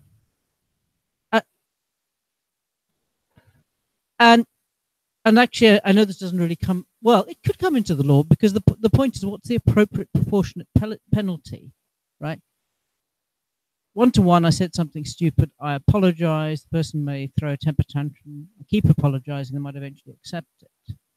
But, you know, some of that information may nowadays, for people who've done that, actually be there. And I think this interaction is quite important. And the whole question of where do you put data into the ether? And have you thought what you're doing? NHS has brought in people's right to opt out. And I had to point out they have made good statistical practice illegal. Because if you do a long-term longitudinal study, the first thing you do when you get the updated data is you match back. And therefore you'll know whose data you're no longer getting. And that knowledge is criminal.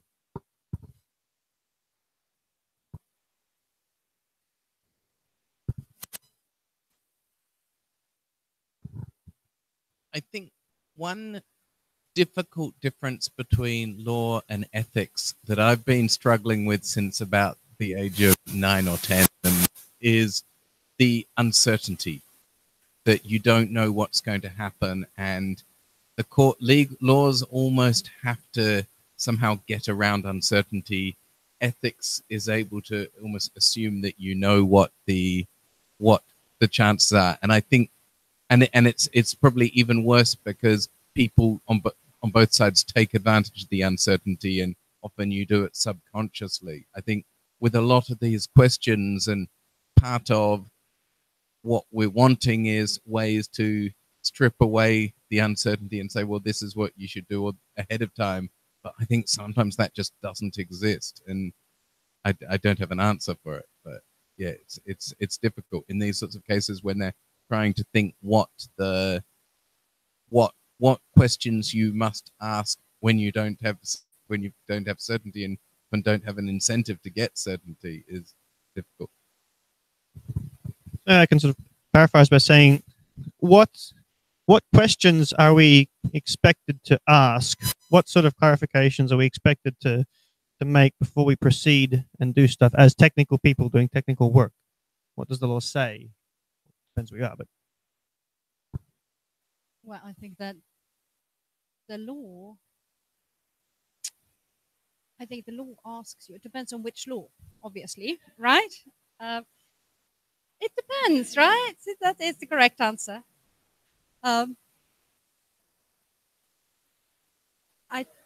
It depends. It depends. Coming back to that a little later, thinking about your point about certainty, you're absolutely right. And sometimes the law will deliberately enforce something that's unjust in order to be certain, right? So there is that clear demarcation between law and ethics. I mean, often laws are inspired or built on ethics, not necessarily. So who knows, right? In terms of your question, I think that what you've raised is part of the nutty problem here in terms of anonymization, for example. So the law says if it's anonymized data, it's outside the law, that it has to be fully anonymized. It can't be traced back. Now, of course, we know as soon as you have anything that's from public domain or any other data points, chances are you might be able to. So does that work or not? And then you see that the law's been written by lawyers who didn't quite understand how blended and combined data works. And now we're left with this framework that is sort of fudged. And then it becomes about proportionality, like what was reasonably likely at some point in the future that somebody would maybe do with this data, which is called hedging, I would say. But the law hedges a lot, right? So there is that. Law is also uncertain in order to have that do so, right? I think that when you raised the point about the university, I can't really go into the university because I don't know enough about it, but I have heard, yeah, they're doing an inquiry and the massive want to find out. Question here is it, the same way as Coogan says, well, Cambridge Analytica said it was fine. The university says, well, he told us he wasn't doing it, or we told him not to. Is that fine? Is it enough for them to not know when data comes into the system? There is a sort of security issue here in terms of how do you handle data. You take data from public domain. As soon as you take it in your system, you're responsible for it. It doesn't matter where you got it from. Then it's personal data. So the fact that they published it, that it's everywhere, doesn't matter. Now, sometimes this gets really absurd.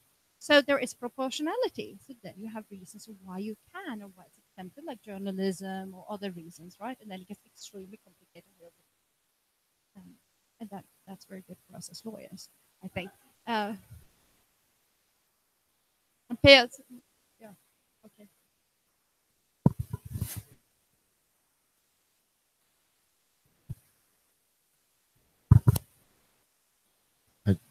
So I wanted to mention something that happened back in 2015 because a lot of people found the relationship between AI and the law humorous in this room, but there's been at least one AI arrested thus far. There was a Swiss art project that gave an AI $100 in bitcoins every week. It would go to the dark web and buy things, and then one week it showed up with a bunch of ecstasy and fake passports. And so the students who made it called the police and they arrested the AI, like they confiscated the robot, and then 10 months later they released it. So it's happened at least once. And it was released because it's art, apparently. So yeah, we can buy ecstasy, it's for art. And as a mathematician, if you're doing things that you're not sure the legality of, is professional legal advice sufficient to keep you out of jail? How many lawyers do you need? -2 is a good start. No, because if it turns out it was illegal, it's illegal. And then no lawyer is going to save you. You know, it's as simple as that. The lawyer might say, we think you're in the clear, but the court might say it otherwise. So no, so best not to begin with. You know, that's the actual answer. Now, part of what complicates this is that we have a distinction between criminal law and civil liability. It's a big thing. So you might not go to jail, but you might have a huge fine. And so what's happening with the GDPR, why this new data protection law is such, one of the reasons why it's such a big deal is because they are now able to, the enforcement agencies are able to slap on to these companies that breach the law what is it, 20 million euros and 4% of annual turnover global.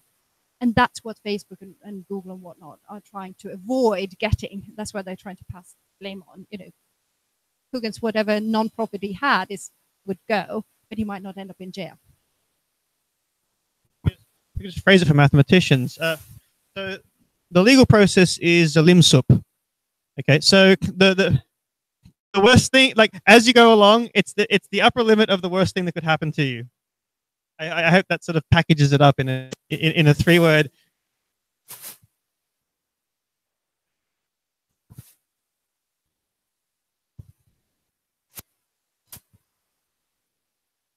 I guess my question actually, it follows on from the lecture you gave to us some months ago as well, which is you say ethics should not be left to the law. You can only understand what we give you.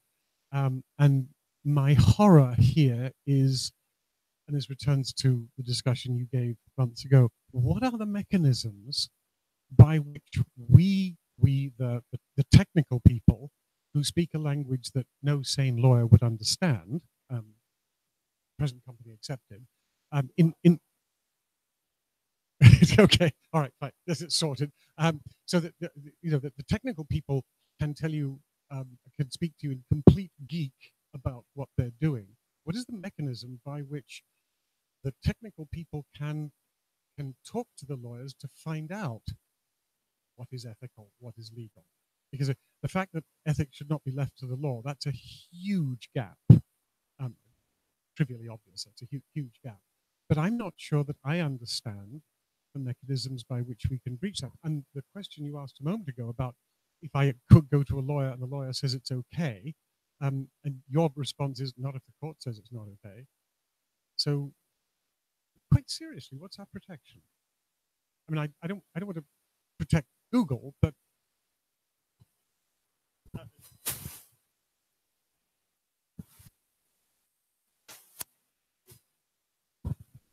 I think that the answer to your concern is probably interdisciplinarity, to find lawyers who have training that gives them insight into the domain in which you're working. And perhaps there have always been lawyers in this area, but there are increasingly lawyers who also have backgrounds in maths or computer science or this sort of thing. And there are organizations where they tend to congregate. And so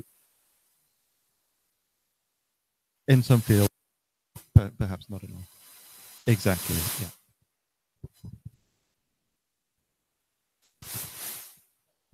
More questions or comments? I would also say, in answer to that, I don't think there's ever a total guarantee that you'll be safe. But the more your actions are transparent and discussed with people, and I mean, the fact is, if you talk to a lawyer and if you're public about what you're doing, you're likely to find out much sooner and hopefully before you do it that it's a problem. And I think that will reduce the chance of suddenly everyone turning around and saying, oh, that was dreadful. Like, it's not a complete guarantee that you won't get into trouble, but I think if people are comfortable with what you're doing and it's all known, it's a lot more likely that you'll be okay. So talk to a lot of informed people and take the worst case scenario of what you're given. That's a LIMSOP, is what I'm saying. Just as a side comment to that, exactly that, the story you told about Coogan going in front of the ethics committee board or whatever, and they said no, should have been a clue, right? Then it's very hard after I say, oh, I didn't, yeah, that, I would assume so, right? And if the ethics committee then endorsed it wholeheartedly and said, we think this is a fantastic idea and go for it, he would have a much better chance of convincing a judge that he actually acted in good faith and therefore should, have received some leniency. A little example of where I used the interdisciplinary people at work. I had an idea for how to get a bunch of data, just scraping data from LinkedIn. This is against their terms of service. I wanted to do it anyway at the time. I haven't evaluated whether I would still make the decision now. I asked the legal team at work. This is a tech consultancy. They said it violates the terms of service, but there's basically no legal consequences. So if you want to do it on your own, whatever, just don't do it on our laptop. Yeah.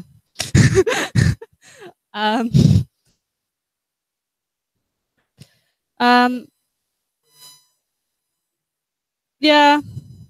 Yeah, I mean, I think that's fine. I don't think it's illegal. So yeah, I just want to say that, yeah, the legal team was good to talk to. Terms of service don't mean anything. And I wonder if they should, I guess. I wonder where the boundary between, say, like the class of objects that terms of service falls into and law exists, and like why that boundary is. Maybe you can give some insight into that. I'm not sure. Maybe like, what's the point of terms of service? It's exactly that. It's a contract. So what we're talking about here in terms of Coogan is the data protection law, which regulates pretty much everything. But the contract is just between the parties. So another way to think about this is a car. We all need to have, all cars have to be sold with seatbelts. They can't contract out of it. Volkswagen can't say, oh, I'm actually wanting to sell you one without. It can be cheaper because they have a legal obligation. Yeah, but so they can't, that kind of thing. So if you think of it almost in that terms, that we have certain, like if you buy something, it needs to say what it contains, and that actually has to be true. You can't contract out of that. So that's the legal framework around it. Now, contract is also legally binding, but that's between the parties, and that's not criminal, while the other laws might or might not be. And that's where it gets really complex and very technical. So I would say that it sounds to me like you've got some inaccurate advice. Need more lawyers. When I was organizing this conference, I'm like, I need more lawyers. Did I say that? No. But yeah, it's a question of going to jail or being sued. It's law versus contract. So you quite often see people on the internet saying, I am not a lawyer, and it has an initialism that's often used, IANAL, right? But you also may see people saying, I am a lawyer, but I am not your lawyer. Now, in this particular instance, you consulted a lawyer, but it was a lawyer that was acting on behalf of your company and not yourself. And so it seems to me that their advice was probably sound from the perspective of protecting their client, the company, but not necessarily sound from the perspective of protecting you. And so one should not only consult a lawyer, but that lawyer should be acting for you in your interest. That's a crucial difference. I'm not saying that you were given bad advice. I'm not commenting on that. But in general,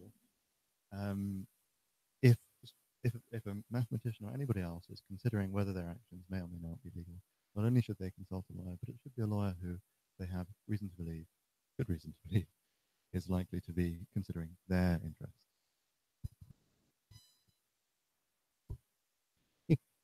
You said your dog didn't bite. It's not my dog. You know that thing. I think I'll just say from my perspective, you hit on the nail right on the head, because when we talk about legal ethics, at least in the United States, that's that's not really much of a question, but that's a major issue, that if you're representing an organization and the employee comes to you and asks for advice, your obligations are to the organization. And that's a principle of the ethics for the American Bar Association. So yeah, you nailed the issue. And that's how we've resolved it on the other side. I can sort of see in the not too distant future a lot of mathematicians essentially getting legally lynched because they thought they spoke to a lawyer, the right lawyer, about maybe the right questions, yeah, I think I'm okay. What? I'm in front of a judge. What? I'm in a courtroom. What? I'm in a jail. But I just did math. I asked some lawyers. Somebody said something. We're not equipped for this. We haven't got any training for this. We're going to land in a lot of hot water. Quite a lot of us are going to, I think that's going to happen to those of us working in these super big, super high influence organizations, or even super small, super high influence organizations. We think that just because we do math, we're kind of immune in some way. We're going to get strung up like everybody else, possibly a lot worse.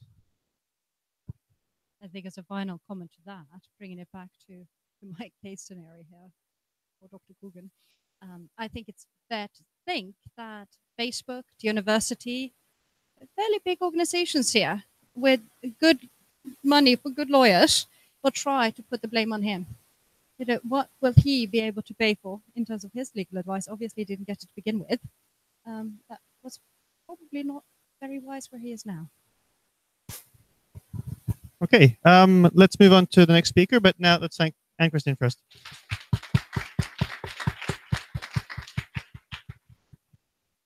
And on the topic of getting more lawyers, here's another lawyer.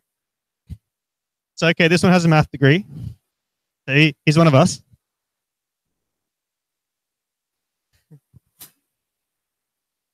So we have Victor Piercy from Ferris State, and he's going to tell us about quantitative ethics for business students, from perceptive consumers to ethical producers. Thanks. And I'll give this a moment for my slides to come up and give you guys a moment to transition. Oh, all right, moment's over. So before I start, since I'm the last talk on the agenda, I think let's just pause and give our thanks to Maurice and to Piers for bringing us together.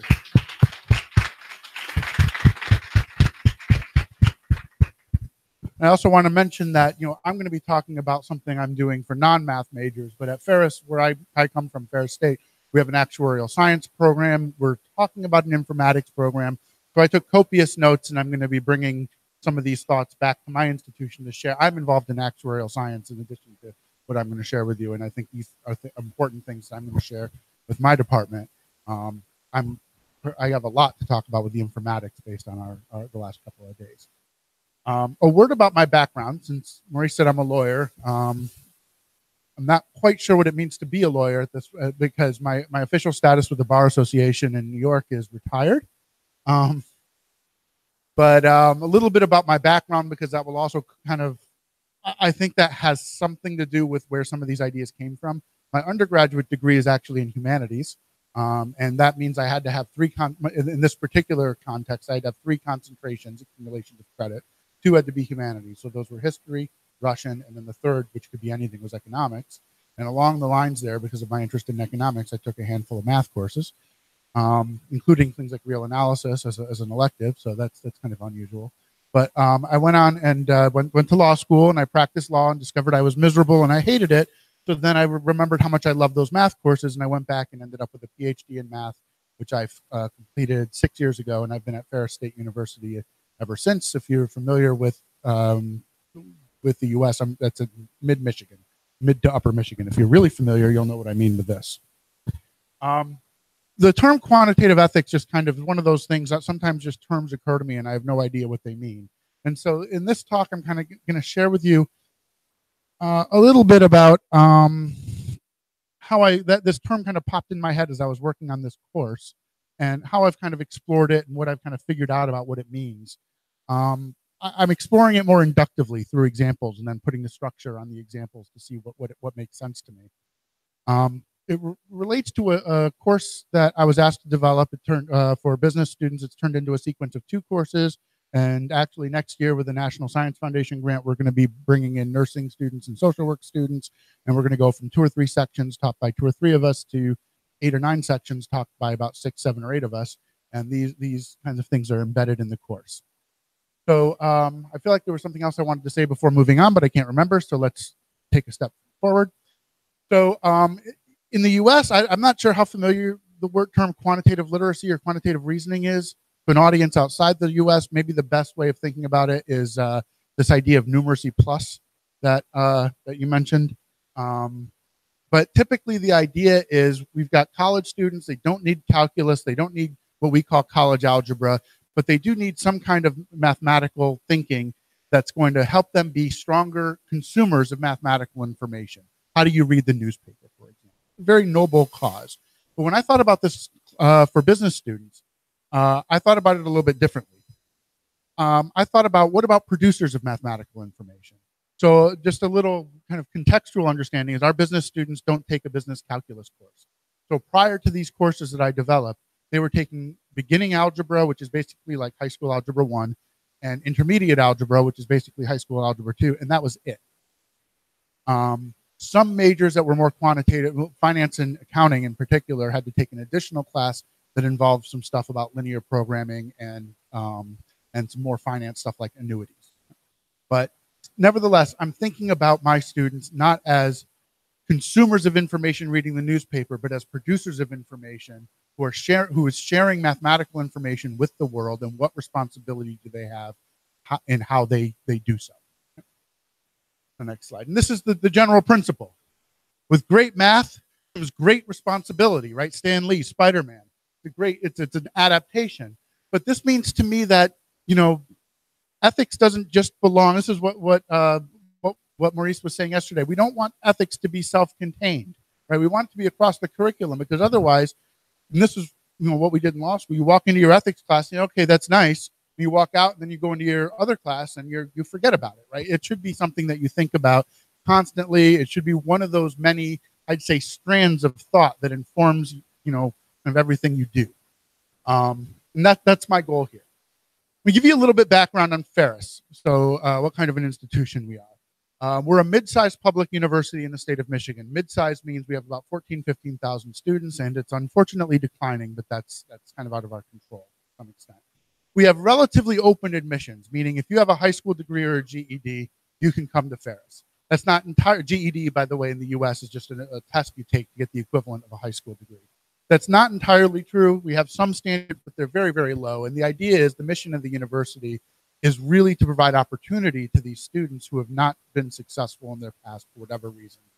Another aspect of the mission of the institution is we're very career focused. So our degrees are not designed to prepare students for academic graduate studies or PhDs. It's really designed for students to go out and join the workforce, which I think with the way the structure of our economy has been changing over the last 30 years is, I think, a very noble mission. Is one of the reasons I joined the university. But the students in that we're finding in business programs, as well as nursing and social work and some of these other programs, they tend to be very math anxious and need a great deal of remediation for it's this numeracy plus basic skills, percentages, and basic algebra. They really struggle with that. But I don't like the term remediation. And the reason I don't like it is because it's looking backwards and saying, let's fill in all the holes that you missed. as opposed to looking forward and saying, what's going to help you down the road? And that's my perspective for this course.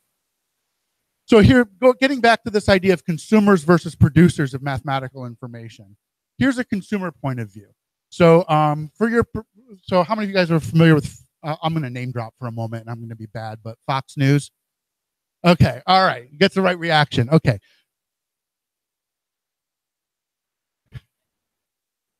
Exactly. So this was back, I don't remember, in 2014. So United States passed this law that's colloquially called Obamacare, and there was this target to reach 7,066,000 enrollees by a certain point in time. And Fox News said, we've got 4 days left, and it's been a year, and we only have 6 million. We've got a long ways to go. Look at that graph. Right? Well, shortly after that appeared in the media, they were called out and had to correct it. So if you were to think about like a specific, say deontological rule that you would say about reporting this information, what's the rule that's violated in this graph? It's scale, proportionality, right? The axis should go down to 0, right? And it didn't. So they had to fix that. So in a quantitative literacy class where we think of our students as consumers, we want to have them just watch out for that. When you see a graph, check to see that their axis goes down to 0. Check the scale, make sure it's accurate before you just draw conclusions from the picture. Next slide. My thinking of what this term quantitative ethics means is to turn this on its head and say, forget the person reading it. What about the person producing it? Is this an appropriate representation of data? Should there be some kind of, I don't know, positive ruling that says you should not do this, right? I don't know if that's the right way, or you should at least think about this. So that's a production perspective. And I restated it this way in the slide. It says, is it appropriate to use a graph that poorly represents facts if it furthers some other goal, some other extrinsic goal? There's a question, right? Is that appropriate? My answer is no, but I leave it as a question because I don't know. Let's go on to the next one. So in this way, kind of my, thinking about quantitative ethics, this is probably not the best definition as I've learned over the last 48 hours, but I'm thinking about the moral and societal implications of the choices we make when we use data and other kinds of quantitative information. So here's a little anecdote. This is from a different class. So occasionally I'll reference this course called Contemporary Mathematics, Math for Liberal Arts. Serves a similar population, but they're being kind of moved into this other course. But anyhow, in that course, it's a course I love to teach because nobody in my department cares what I do, so I can have lots of fun. I had an exercise where we asked the students, is it okay to decide your conclusion and then cherry pick the data that supports that conclusion without using the word cherry pick? About half of them thought that was okay. And to me, that's a problem. Right? I saw that as a problem. And that's the kind of thing I'd like to remedy. And there's this kind of, David mentioned moral relativism that you kind of see come up. Well, if that's what you need to do, that's what you need to do, right? It doesn't matter. There's no truth, right? Which, is something I take issue with. Mentioned, if you picked up data, true is real data, but of truth versus meaning here. Yeah, good. I like that. Yeah, exactly. That's a better framework. All right, so I thought about what are some categories, right? That's what I mean by kind of putting some structure on some of the examples I've come up with. What are some categories where some of these quantitative ethics issues might come up? And so I came up with, 3 that I have some examples for and a couple that I haven't touched. So there's decisions, which as I've been listening to the discussion over the last couple of days, is probably, I probably had a more specific thing in mind than, in some sense, all of these are decisions. But nevertheless, I'm going to let that stand for now. Communication, right? That example with Obamacare. And what assumptions do we bring? And how relevant, or what assumptions are we leaving out? The next slide. Then there's a couple of others I've thought of but haven't fit into this course. One is, how do you frame the question? Because I think how you frame the question right off the bat can have ethical implications that once you start doing your number crunching are kind of lost. You've already lost the battle. Right? But I haven't come up with any really good examples. It's just a feeling. And then serving clients, we've talked about that quite a bit. I've done some service learning in that contemporary math course. And there have been some interesting things that have come up, but no real ethical dilemmas or no real problems. Actually, that's not entirely true. I had one group of students completely faked their results for their client. Their client was pissed, and rightly so. And there were definitely consequences. But anyhow, Let me tell you a little about the course I developed. So as my little branding attempt at the top says, it's currently called Quantitative Reasoning for Business, although it's changing its name next year with the new students. Business is replaced by professionals.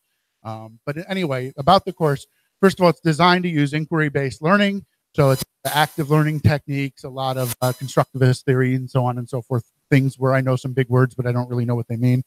But it's very conceptual in the mathematical approach, a real emphasis on solving problems using concepts, as opposed to what most US students try to do is memorize templates for all 50 problems in the course and then match the template with the problem on the exam, which is not helpful and, of course, disappears right after the final. Try and focus on authentic business problems. This is where kind of my legal background has inspired me, but some of these problems come from just my life, right? I mean, I've got something about fry efficiency. I used to be a manager at Arby's in college. But nevertheless, I think I have some insight because I had a lot of business clients. Typical classes, about 20 to 23 students. And as I mentioned, this is a sequence now of 2 courses that replaces what would otherwise be elementary and intermediate algebra, which is like high school algebra 1 and 2, redone, just making students, as Ruben said, do the same thing over and over again that they didn't do as well before, but doing it 2 to 3 times as fast and otherwise nothing else is different. All right, so what's in the course? Just a little bit about the content. Again, this is just to set the stage, contextualize things. I've actually flipped 1 and 2, whereas we're going to be starting next year with an introduction to data. Excel is used heavily throughout the course, some proportional reasoning, so a lot about ratio, percentages, percents, formulas that involves constructing formulas for scenarios or deconstructing a given formula to build this meaning out of what the algebraic formulas are telling you to do. And then in the second course, there's linear functions, exponential functions, logarithms, which for these students is like heavy-duty machinery. And for some reason, it's not in this slide, but there's also some stuff about linear systems, linear programming, and then even some linear and nonlinear regression. All right, so how have I embedded these ethical ideas into the course? So as I mentioned, this is an inquiry-based learning course. So every day what students do is they come in and we're working on what I call explorations. Different IBL practitioners use different terms. They're collaborating in teams of 3 to 4 students. And some of these are very heavily guided and some of them are a little more open-ended. It varies from day to day depending on the particular problem and the context and what kind of scaffolding and structure I think would help and what Vygotsky calls the zone of proximal development, what's developmentally appropriate. So in some of these, I have these questions in the exploration that I call focus on quantitative ethics. So I call them focus questions. So those are short, specific, individual questions, usually having to do with either a math problem that they solved and its consequences, or maybe just the context in which the math was situated. And then I have these things that I developed called case studies in quantitative ethics, which were intended to be entire lessons dedicated to ethical matters. So let me give you some examples of some of these and within that framework. So I mentioned decision-making, communication, and assumptions, right? So here's an example of a focused question about decisions. So in class, we work through annuity formulas and we develop logarithms, and they would eventually get this formula for the payoff time for any loan. I use credit cards because that's familiar to them. And if you look at this, of course, the mathematician, first thing they're going to notice is they're not going to do that. First thing they're going to notice is, okay, this is probably fine because your interest rate shouldn't be bigger than -1, but you might have a domain problem here. And that's right, you do. And it turns out you need this M to be bigger than RP, and RP is just the dollar value of your interest. But what that means practically is that if you don't pay enough, if your monthly payment isn't high enough, then basically your payoff time goes to infinity. Right? And that's a problem. And the ethical question is, if a bank who completely trusts the credit of the borrower as an assumption, if they offer a minimum payment that's lower than outside of that makes this domain fail, they're going to have an infinite payment stream. Is that appropriate? Right? You work for the bank. Should you do this? What are the reasons why? What are the reasons why not? We get a nice little discussion about, well, maybe the customer should know enough, or no, it's not appropriate because you're preying on people without the knowledge. Right? I like that example. Here's another one. When we're manipulating formulas, at one point they have to solve this equation, right? And so you might notice the variables are business variables, by the way. That's part of the authenticity. They have multi-letter variables in their business courses. Anyhow, what we have here is the effective annual percentage rate versus the quoted annual percentage rate. So in the US, we have something called the Truth in Lending Law. which requires them to tell you the nominal interest rate, the nominal annual percentage rate, and that's all that's really required. And there's some different ones depending on categories. But we take a look at one of these disclosures, and we notice there's two things that are missing. They don't tell you how often it compounds. That's what the M is, how often your interest is compounding. And they don't tell you the effective rate. They just tell you this nominal APR. So if it's 12% per month, all you get is the 12, that's APR is the 12%. You don't get that per month. Right? And you definitely don't know the effective rate, which is larger than the 12%. So the they're asked to do is to program Excel. You work at the bank, you know what EAPR you want to charge, the effective rate you want to charge, and you know how often you're willing to compound. You have to program Excel, which means solve this formula so Excel can do it, to calculate what needs to go in the disclosure. And I'm not entirely happy with the way I worded that question, but there's an ethical issue here that is worth discussing. Is this an appropriate thing to do? Yeah. Thank you. The question concerns the index M in that formula, which is not specified in what you've written. If M is given, then there's no problem with solving the formula. That's actually right, and that's exactly what the students do. Right. So the question is if M is not given. So in the math problem, you can assume M is given, but then when you look at the disclosure, M is not given.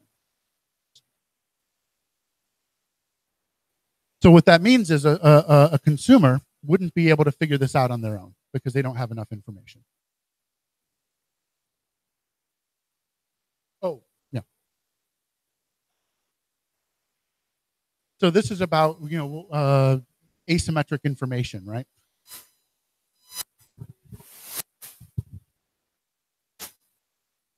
Program Excel calculate the APR that you will quote to a customer. This means that you know M.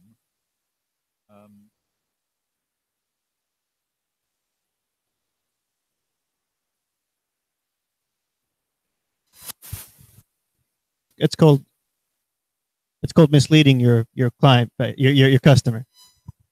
It's kind of, I guess, intentional, right?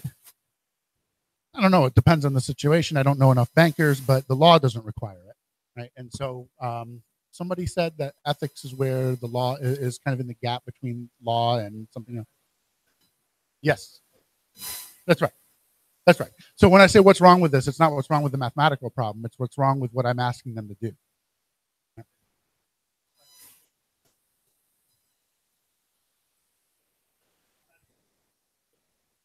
Yes.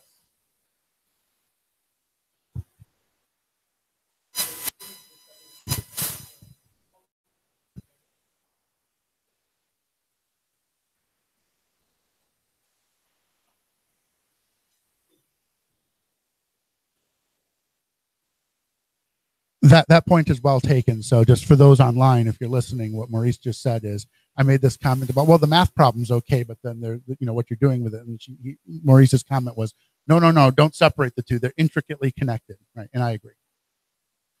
Right. And now here's one about assumptions. So I have students solve a linear programming problem in which they have to determine how many of three different types of stores they should build in a given location to maximize profits under various constraints, costs and time and stuff like that. But what about the environmental impact, right?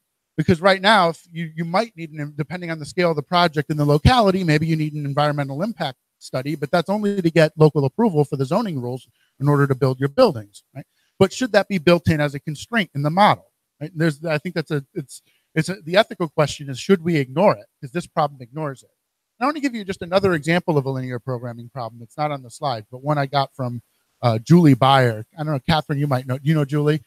So she suggested this to me, and I've built this into the course now, where students have to figure out, you've got a single parent, and they've got to feed their child, and there are all these constraints about, there's issues about how much it costs. They live in a food desert, so there's the time required, and they have to kind of think about the balance between how many fast food meals they're going to feed themselves and their kids versus how many home cooked meals are they going to prepare.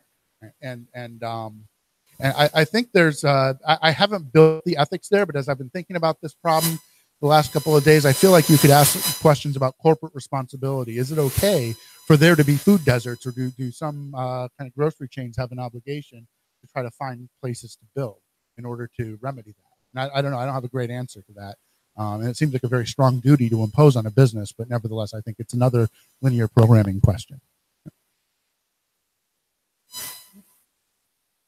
All right, so this is not a great slide, but just as an example, this is a different focus question. This is about day trading. So I had this probability exploration where we're looking at like the expected value of stocks with some really overly simplified probability distribution. And I always feel a little guilty about things like that because that can be so abused. So I had this little question about day trading. And what's wrong with day trading? The student wrote a great little paragraph about how day trading drains productive resources from society, how day trading results in unearned profits, so to speak, unearned income that is not productive. Business to say that, I was pretty impressed. Now that said, keep in mind they're freshmen. This is one of the advantages of bringing these questions to the students, freshmen, especially ours, many of which are from generation college students. They're coming from low homes. They're at this point career lie different directions, right? They might be studying. So getting about these when they're young, I think there's a really good advantage. The case studies. All right, so I've developed three things that I case studies and quantitative. This one on Ponzi schemes and multi-level marketing appeared at the beginning of the second course. So the theme of the second course is about modeling. The first course is really just kind of ongoing to prepare them for the second course in some sense. But this is about modeling. At the beginning of the course, one of the things I asked them to do is find a way, after we've talked about algebraic and visual representations and numerical and verbal representations, to construct within any of those frameworks some kind of model for a Ponzi scheme. And my picture is a vertex edge graph, right? It's kind of what I envision. And the idea is they're supposed to see from that model, they're supposed to be that this is an unsustainable situation. And then I said, well, what happens if instead of a Ponzi scheme, it's a multi-level marketing scheme, which sounds like just another way of saying something. But there is a difference in that multi-level marketing, as detestable as I find it. At least they're selling a product, whereas a lot of Ponzi schemes don't. I still find it detestable, don't get me wrong, but you can compare the two. That's one case study. The next one, Enron. We had this little scandal about 17 years ago, and actually my law firm, I was a lawyer at the time, my law firm handled their bankruptcy. So I feel very intimately connected to this, although I was able to stay away from anything on that matter. But I do remember we were representing them in a corporate merger acquisition, something that when that deal failed, forced Enron into bankruptcy, and then they just went and retained us to continue with their bankruptcy work. And that was a really big deal in my firm. So I'm always trying to get Enron into the course. So there are two kind of issues that led to Enron's decline. One was they hid their debt in things called SPEs, special purpose entities. And they were able to keep those off the books so that their investors did not know about all this debt that they were accruing. The second is that they did something called mark-to-market accounting. And I will say they got SEC, Securities and Exchange Commission, they got governmental approval to do this. But what mark-to-market accounting is it's the ability to use the present value of your assets on your balance sheet instead of something like or not the present value, but the market value, of your assets. So if you buy a share of stock for $60 and it goes up to $70, then you can record that in your next reporting period as a $70 asset instead of a $60 asset. That's mark-to-market accounting. What was done by Enron is they were reporting the present values of the deals they were signing on their balance sheet as assets using mark-to-market accounting. So the famous one is a deal with Blockbuster Video, which has faded from our memory because they no longer exist. But they made this agreement for Blockbuster Video to offer essentially streaming services, which is now common. But this was 20 years ago when we were still kind of listening to on the internet, right? So imagine streaming movies or video games in that environment. So that failed, obviously. But what Enron did was they recorded the present value of an anticipated income stream on their balance sheet for the quarter in which they closed that deal. Now, the problem is because of the way mark-to-market works, they can't record that in the next quarter, right? The next reporting period. They can only do it because the value now is gone because they've already recorded the present value. So that kind of gives the company incentives to develop all of these deals. They've constantly got to close all these dodgy deals, and that, of course, collapsed. Right? So these are the issues that we face in with Enron. And when we talk about things like mark-to-market accounting, we can do calculations with present values of income streams and stuff like that. There's some real math to do there too. Anyhow, and the students I wanted them to see from the math what this consequence was. And the other that one was supposed to be the end of the first course, and this is the end of the second course about the 2008 financial collapse. I think this is a little better known. But so as some of you probably know that the collapse was built around these bonds that were built out of portfolios of mortgage loans, where there were these hidden jumps in interest rates led to all these defaults. But they had sold these bonds, and the ratings agencies had rated them on the assumption that the probability of a mortgage failing from one house to the next was independent, which is very, very incorrect. And Nate Silver kind of blames that faulty assumption on the crisis on that faulty assumption, because they were priced wrong, because they were rated wrong. And so anyhow, that's something I've been thinking about for my my whatchamajigs, my actuarial science students, because I think just the idea of valuing a mortgage-backed security would be really interesting for them. So that would be at the end of the second course. So here's what actually happened. I'm pretty good with the focus questions. We don't have enough time to talk about them.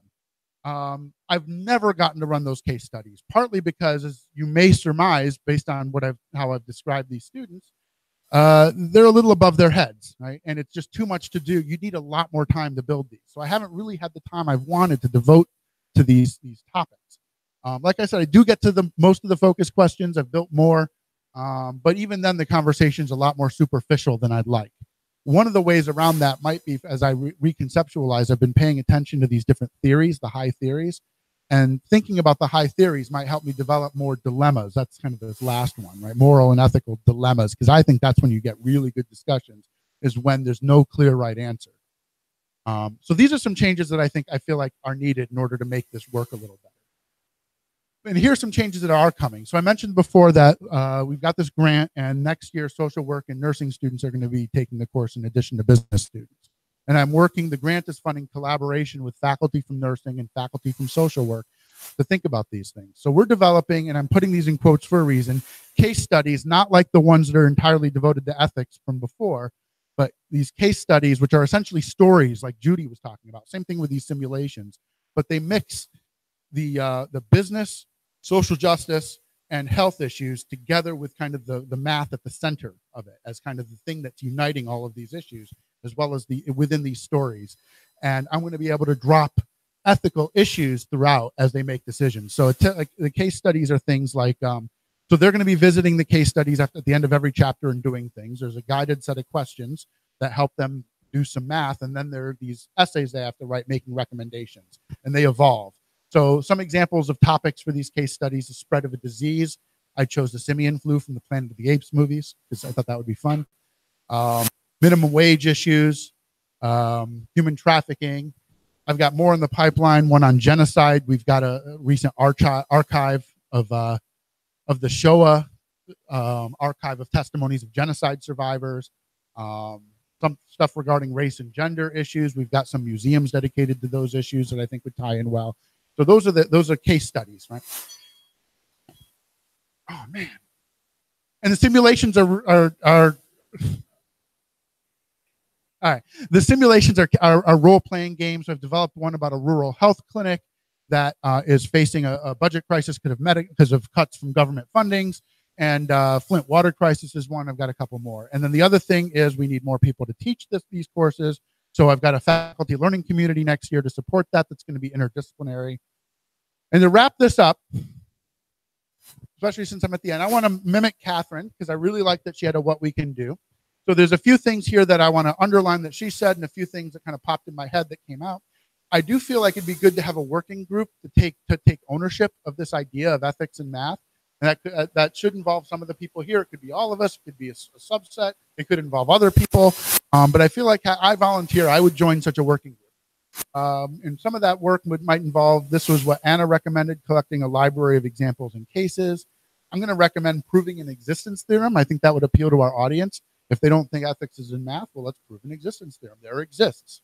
Providing support to faculty who don't know how to, who need some help and aren't courageous to try to teach this on their own because it does require courage. Preparing how to get started doing this document. Presenting at our home institutions. I'm planning on doing that in September. And then to underline some things Catherine said, I think it's really important to collaborate with an open mind and to use inclusive language. All right, this is the end. A couple questions that I've had. Some questionable activity. This occurred to me as I was thinking about the special purpose. The Enron stuff hides behind vocabulary and sophisticated terms.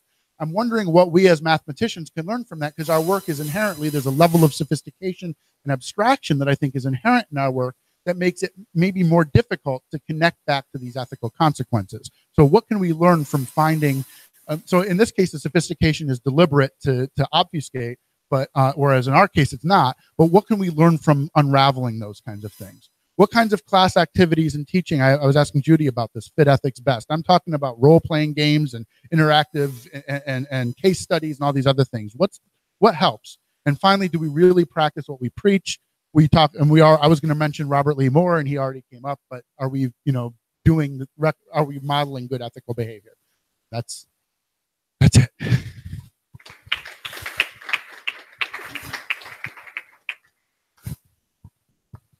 Questions? The last two slides. Okay. Maurice turned around and gave me a big grin because yeah, dude, we're doing it. Okay. We're I don't want to say we're ahead of you. I don't want to boast that we're ahead of you, but we're on the same track. From a working group, you're looking at it. Provide a library of examples and cases where we have a tiny little bit of money over the summer that we've got students working on that. Provide an existence theorem, but been there, done that, and prepare a getting started document. Now I can't say that I've written that yet, but there are various versions that are on the way to that. No, we didn't. No, absolutely not on the web. No, it's not going on the web. No, it's yeah, because I don't want everyone to steal it.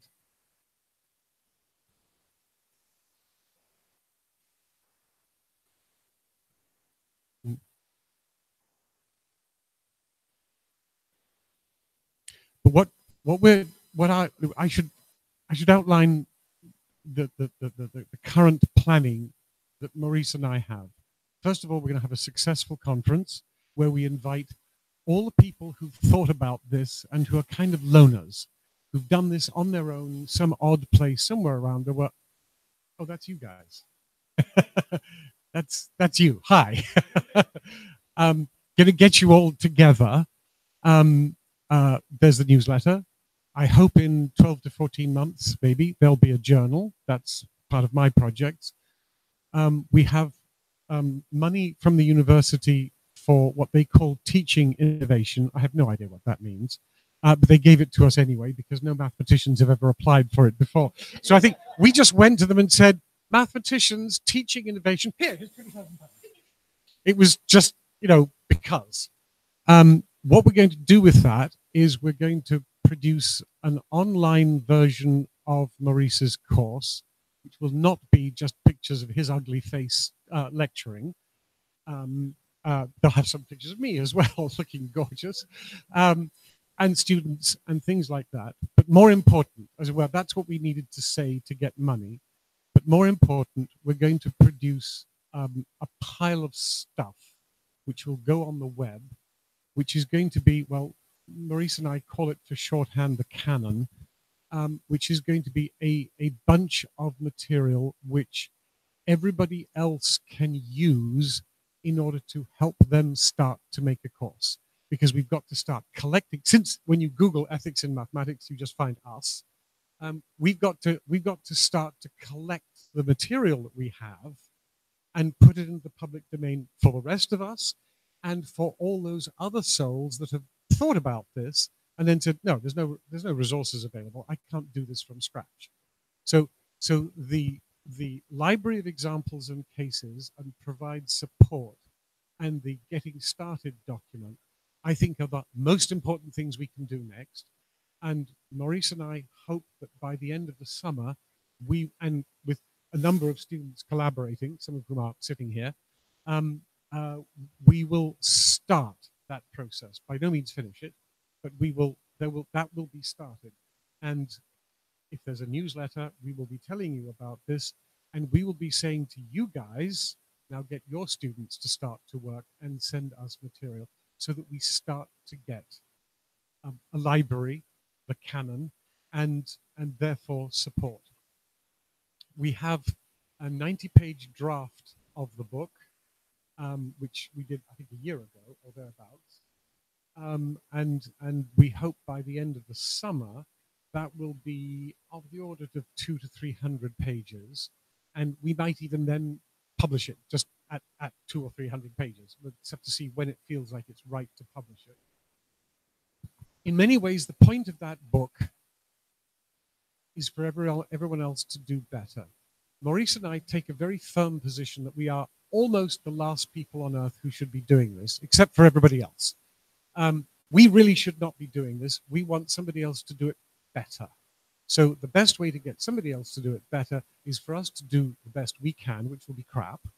And then for somebody who's cleverer, who's a better mathematician, who's a better ethicist, who's a better writer, to come along and do the job of writing a book on ethics and mathematics better. Once you've got one book, then there's a second, then there's a third, then, you know,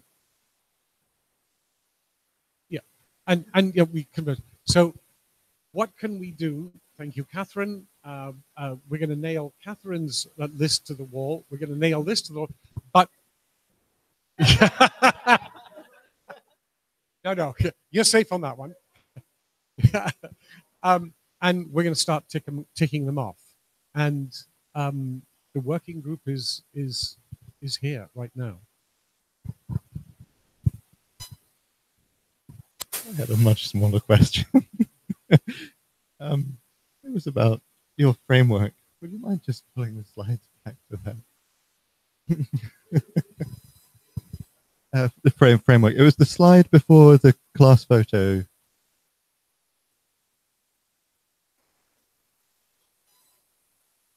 Thank you. I was wondering whether you, I suppose this might fall into assumptions. It struck me that a lot of your examples were, at least in the first part of your talk, were about soundness, sound reasoning, so soundness in the logical sense. A sound argument is one whose premises are valid and whose deductions are, whose premises are true and whose deductions are valid, right? But if you make that point to your students at some point in the course, preferably early on, then you might be able to show that many of the unethical are to do with unsound reasoning. I wonder if that's a point that you explicitly bring. Well, I will now. I think that's a great idea, and actually, I think that serves a number of purposes too, right? I mean, there's sound logic when you're solving a problem, and are you going to say be willfully blind to a flaw in logic in your reasoning? Right? There's an ethical question. I don't know if you guys have seen the cartoon where there's somebody trying to prove something, and they've got the beginning and they've got the end, and then the middle is there, and then a miracle happens, right? Well, what if? Imagine the ethical implications of just deciding, because these aren't mathematicians, right? They're business people. Their incentive is to get things done, right? To get deals done, and not to sit and ponder on the mysteries of the universe, which sounds more fun to me. But so there's that pressure. So yeah, I think that's a great category. It serves a lot of purposes, and yeah, I'll add it. I was interested in your example of, is it okay to select data to fit your argument? And in language, I mean, if you ask the question, is it okay to select your words for your argument? Well, that's what you do when you talk. But it was just like, to me, yeah, it was just quite an interesting distinction between, is math something special that we have some higher responsibility, or is it, to what extent is maths just like speaking, or is is there some higher thing that we have a duty not to be misleading or something different?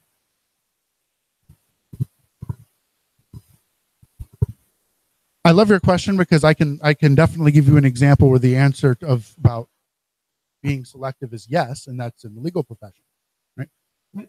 Because but the ethical rule, the assumption underneath the both, the common law legal system as a whole is that through the adversarial process the truth will emerge, right? It's kind of dialectic, isn't it? And so your duty is to represent your client, and if everybody's representing their client to the best of their ability, then the truth will win out. That's the theory. So yeah, so I think that's an interesting question. I wish Jane were still here because I'd love to have her perspective on that as a statistician. The language analogy you made is really interesting. That's something I'll be turning around in my head on the plane tomorrow. Can I just make a brief remark to say that in the pharmaceutical industry, they set experiments up and select the ones that would and publish those. So there you have selected results, and it's unethical.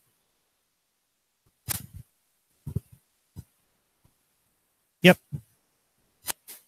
It's kind of on Victor's talk, but also addressing the next step. So I don't know if I'm merging ideas here, but I want to congratulate you on everything you've done, and then potentially ask that Victor's last two pieces about collaborating with an open mind and inclusive language. Why write 200 pages of what you say might be shit and then have to have it redone? Is it possible using those last two? Because me alone in a vacuum at Fitchburg State could not do this well.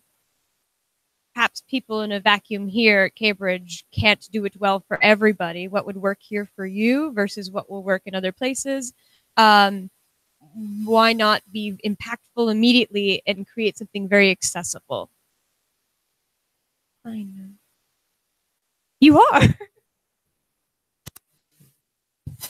So our intention, our idea is to produce something at a first level, and then in some other country, in some other culture, in some other language, it gets improved on and rewritten and made more relevant. I'm sure that a book on ethics in mathematics written by two people in Cambridge would ultimately, even in a final version, look different to a book for, somewhere else in the UK, somewhere in Germany, somewhere in Russia, somewhere in Mexico. Name the place. It's going to have to morph for the cultural norms and what fits in there. But once we've got something started, hopefully someone can pick it up and rewrite it and improve it for their locality. The other thing is that we're up against the clock here. We don't have time to write the definitive issue. We've got to produce something yesterday. This is a concern. I have an interest in collaborative production. Something that's often an impediment to effective collaboration is intellectual property law. I don't know for sure whether you've considered this. Probably you have.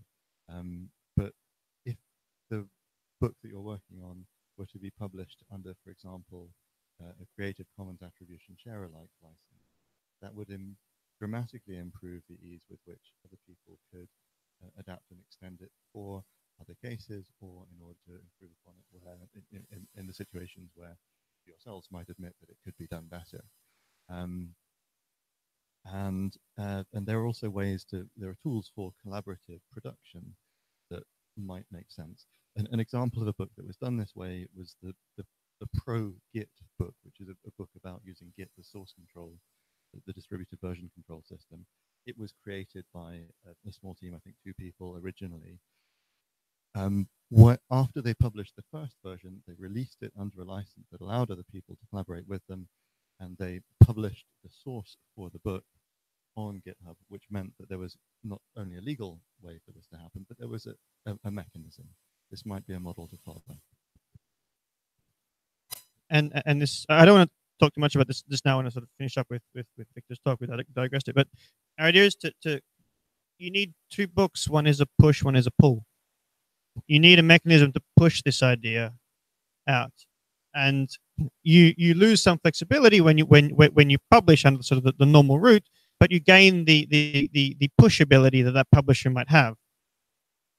So if you produce one piece of text as a push, and the more useful piece of text, a teaching resource, as a pull, people can go and pull it from some repository, then you're kind of covering all your bases. You've got a mechanism to actually inject the idea out, and then you're giving other people an ability to come and pull more resources from you so that they can then implement it wherever they are. I don't talk about that too much just now. I want to finish up with Victor's talk. Do we have any other questions or comments? I wanted to say something quickly. Can we go to the second last or last? Go forward one slide. Practice what we preach. That's the one I want. We can't forget that we're also mathematicians. And we all demonstrated it just before when we started using the sort of turn of phrase of, oh, well, the math is okay, but the ethics is wrong or something. We fall back down the rabbit hole that we dug ourselves very quickly, very easily. Okay, it's because of the years of training we've had. Yeah, we've got a little bit of our brain sort of sectioned off that is the math part, and it clicks into a certain gear, and we think in a certain way, and everything else just gets sort of pushed aside. We do it subconsciously. Some do it more than others, but we all do it subconsciously. Oh, there goes a cup of tea. Don't forget that we are part of our own target audience. Okay, we are part of the people that we need to be talking to. We are some of the ones that need more lessons, more instruction. We're not perfect at this. We're getting somewhere, but we're definitely not perfect. So practice what we preach. We preach that mathematicians don't have a great understanding of social implications and ethics. We are mathematicians. Guess what that means?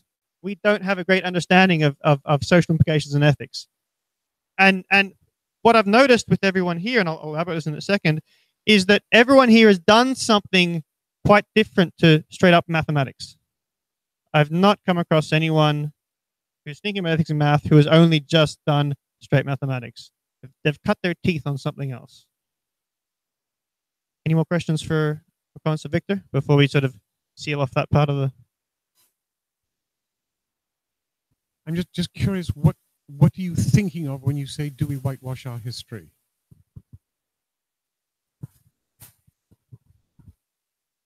I was actually thinking specifically of more, for yeah.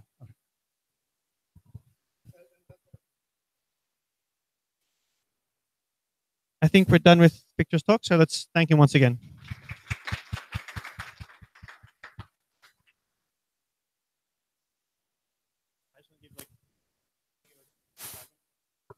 I'm just going to talk for another sort of 5 minutes, and then we'll go upstairs and move and have coffee upstairs and sort of chill out and try and sit in a circle rather than this sort of stage layout. So one thing that I seem to have observed from lawyers talking about how we should regulate and control things, and this is something that we all have to think about carefully because not many mathematicians are doing this, is the involvement of mathematicians in the shaping of the legal framework that regulates other mathematicians. It seems that there are some mathematicians that have taken upon themselves to be hunters. And Paul Olivier is a good example. He saw mathematicians doing some questionable stuff. No one else could see it. This is like submarines chasing submarines. Right? No one can see them. No one knows what they're doing. But all of a sudden, a missile lands in your back garden. Where the hell did that come from? Well, the other submarine sure as hell knows. The only entities capable of chasing down and identifying what mathematicians are doing and tracing it back to them is other mathematicians. Only a ninja can sneak up on a ninja. Only a mathematician can trace this back to another mathematician. Right? We can see this long before. Paul Olivier saw it 2 years before it hit the mainstream media. He was the one that brought it into the mainstream media because he was a mathematician on a mission. Part of our responsibility, practice what you preach. Ethics in mathematics. You see a problem. Someone else is doing something bad.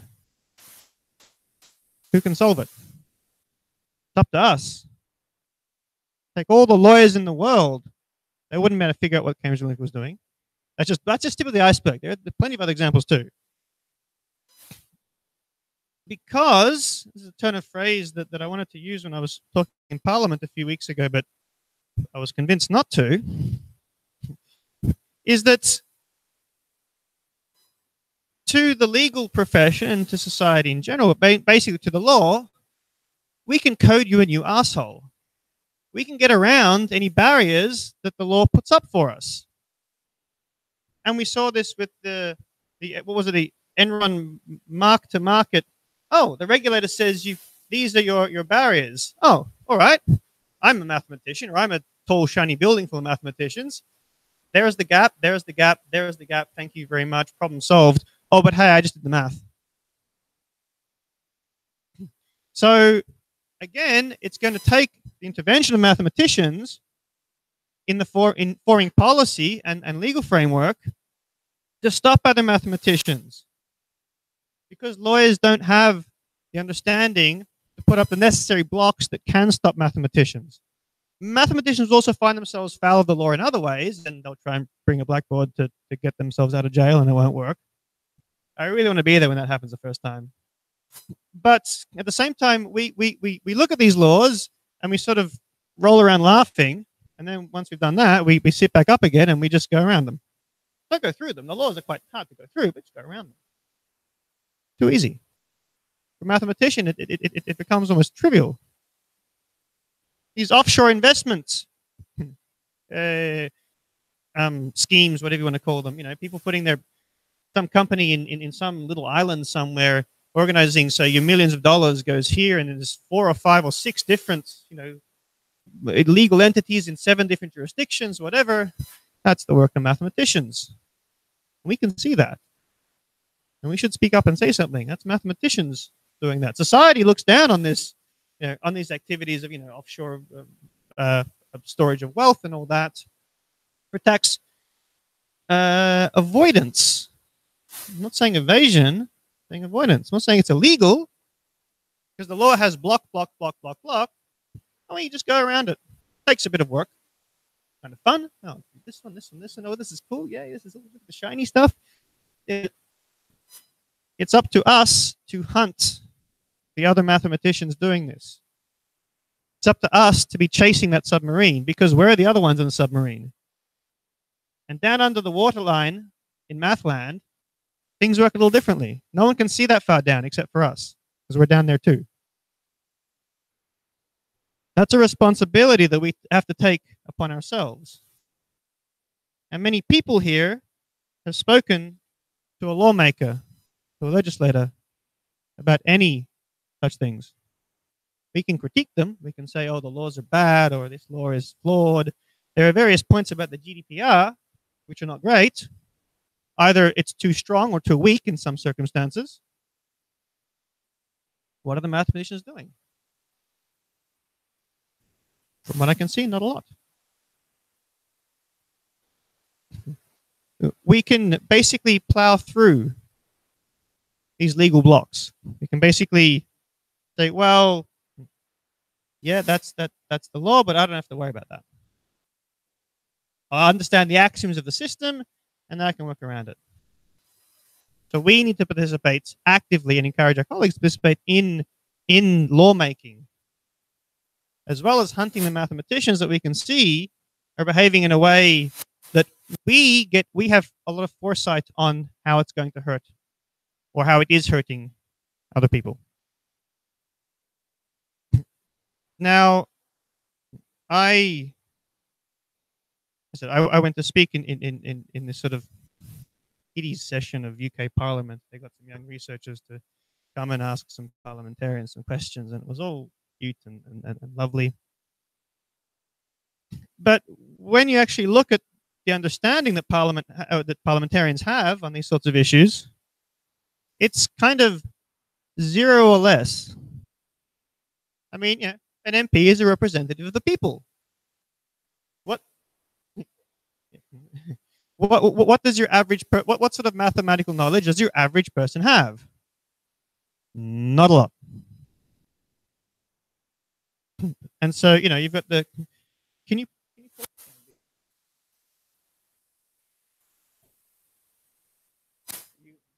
Google will tell you the video. So,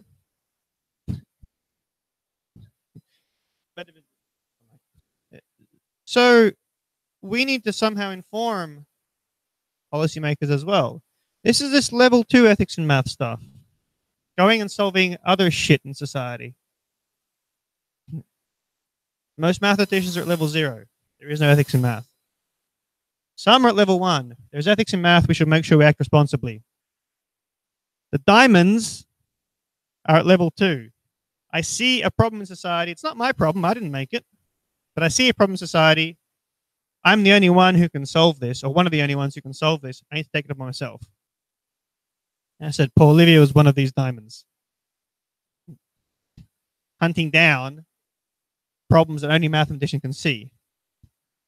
Maybe we can even... So I gave a talk at this, and not my question, but a few questions later, somebody asked about algorithmic bias. And so that the parliamentarian responded, yes, you know, this is a serious problem. There are biases in our algorithms. So we need to write some algorithms to find the bias in our algorithms. I'm like, what the? Yeah. And this is my example. You know, my house is burning. Quick, light a fire. Okay, so what can we do? Firstly, find other mathematicians who have done other stuff. I said, everyone here has cut their teeth on something other than mathematics. I've not yet come across a straight up and down mathematician. In fact, this is a phenomenon, Pearson, I've observed. Talk to a mathematician about ethics in math, and after 10 seconds I say, oh yes, of course, this is important, we should talk about this. And then you just, say, okay, yep, I'm glad you agree with me. Oh, well, by the way, when did you get your philosophy degree? When did you finish law school? When did you finish your arts degree? And I say, oh, I did it 2 years ago with my, yep. That's why you have this understanding, you know, in a nanosecond, but the people who just do a math degree don't have this perspective. So what's obvious to someone with a philosophy degree is rocket science, someone who's just done topology and analysis and group theory and fluids, maybe not rocket science, everybody do that too. But. So find these people. Some of your colleagues might be them. And then start moving things forward. A suggestion that Owen Cotton Barrett said to me yesterday is to produce a white paper. And I thought about this and I wasn't completely convinced, but maybe there's some merit to it. So rather than running into the room screaming everything's on fire, which is what I'd like to do, because it is, and having sort of all the mathematicians saying, no, go away, you're being alarmist, produce even a relatively short document, or maybe we should collectively produce a relatively short document that summarizes what the problems are, where they lie, roughly where they're coming from, and roughly what one might start to do to produce solutions. Running into the room saying everything's on fire doesn't solve the problem. Running in saying there's fire, we should either get a bucket or a hose or call the fire brigade, that gives people something to actually ponder and think about. So perhaps some sort of document like that, which outlines not just the problem, but potential solutions. And of course, mathematicians will always try and get the best solution. What the hell's best? Depends who you are, where you are, when you are. This might be a way, an avenue, to get the attention of our colleagues and not have them just sort of turn their noses up at us and walk away back to their blackboards. They're mathematicians, they love blackboards.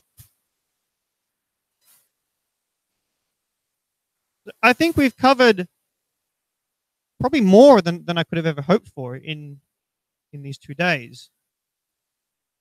But more importantly, we now have a list or several lists that we're going to stick on the wall. I mean that literally. Print it up, stick it on the wall. Because then you've got There's one of them. Then you have something you can look at to do. I said, I didn't want this to just be an interesting circle discussion. I got lots of those. I'm sure you all have too. The point is to actually get something done and get it done yesterday. So I want to thank you all for taking 2 days plus travel time out of your mathematical lives to come here and sort of on my random request / invitation to come here and talk about this, to think about this. It helps me understand that I'm not totally batshit crazy. There's at least a couple of other people in a couple of other places who think this. And we're starting to build a community because you can measure the speed at which an idea can progress in a group, not by the number of people in the group, but by the number of connections. When you're, as Catherine said, a lone person in Fitchburg, how many edges does a graph with one vertex have? Got 0. No conversation. You can't have a conversation, you can't move an idea forward. Pierce and I, out of just dumb luck, happen to have found each other. Complete graph has 2 vertices, got 1 edge. And all of this, everything, has come from that 1 edge. It originated there, that 1 avenue for discussion. If it was just me, I would, at this moment, be back up in my office embedding more Turing machines into more groups, which is great. It's fun. It's lovely. I love doing it. Beautiful. But because that graph had 2 edges, 2 vertices, it had 1 edge. And that edge has consumed my life for the last 2 years. So, thanks. As I said at the start of this workshop, I didn't want to be doing this. I don't want to be here. But we have to. And when I first had this conversation with Pierce in February, March 2016, I asked him how he became the history of mathematics lecturer. And he said, well, there was an old guy before me, and I just finished my PhD and wondering what I was going to do. And the old guy, the head of departments at the time came up to me and said, well, this old guy before me is retiring. Do you know anything about, do you know how to teach the history of mathematics? No. So he said, can you teach? Yeah. This senior lecturer is retiring. I can teach this. Yeah. Yeah. So just give the 10-second summary, and then I'll get the. So this is had been this old guy who was, by the way, Hardy's last pupil, was Frank Smithies, who had given a history of maths course for donkey's years, and he finally at 75 or 77 said, "No, that's it. I'm finished. I'm not going to give any more." So the head of department kind of corralled me one day walking down the hallway. I didn't know he knew my name, to tell you the truth. And, oh, do come into my office. Come in. So, okay, did. Thinking he can't fire me because I'm a college fellow. He doesn't know my name. What am I doing here? I have not slept with his daughter. I have not slept with his wife. Yes, well, I didn't. None of this is. I knew I hadn't committed any major crime, and so he tells me that Smithies is retiring. Okay, and then he looks at me and says, "So you're going to give the history course next October?" To which I said to him, "Prof. Castles, I don't know anything about the history of mathematics." "You will in October, my son." By October, you will. This is the phrase. So that was the first thing I said. Spoke to Pierce about basically, and then we started talking about this. This is the same conversation, ethics in maths. Maybe people should look at this. This is an important issue. And Pierce, with some sort of background in philosophy, thought about this for 3 nanoseconds and then said, yes, of course, this is the most important issue that society now faces. Like a bit more, and then Pierce said, do you know how to teach a course on ethics in math? I'm like, I haven't got a damn clue how to do that. To which he turns to me and says, well, by October you will. Piss off. We are now 2 years, 1 grant, 1 award, several invitations, 1 workshop, N books, where N keeps doubling every couple of weeks, into this process that would never have otherwise existed. So I do want to thank Pierce for having to listen to me for 2 years. Only my wife has to listen to me more than you. But that's how this works. Ruben Hirsch has been talking about this for some number of decades, maybe 4. And it hasn't gone mainstream, I think in part because of the lack of conversations. Some individuals who feel strongly about this, that if you remain as an individual, your reach and impact is severely limited. Only when we form a community that we can actually do something. And that's what we've started to do. That's why you're all here, either virtually or no viewers, either virtually or here in person. And I don't like the phrase, "You don't do it, someone else will." But I like the reverse of that phrase for this particular example, which is that no one else is doing this, so we must. And I think I'm done. Thanks, guys.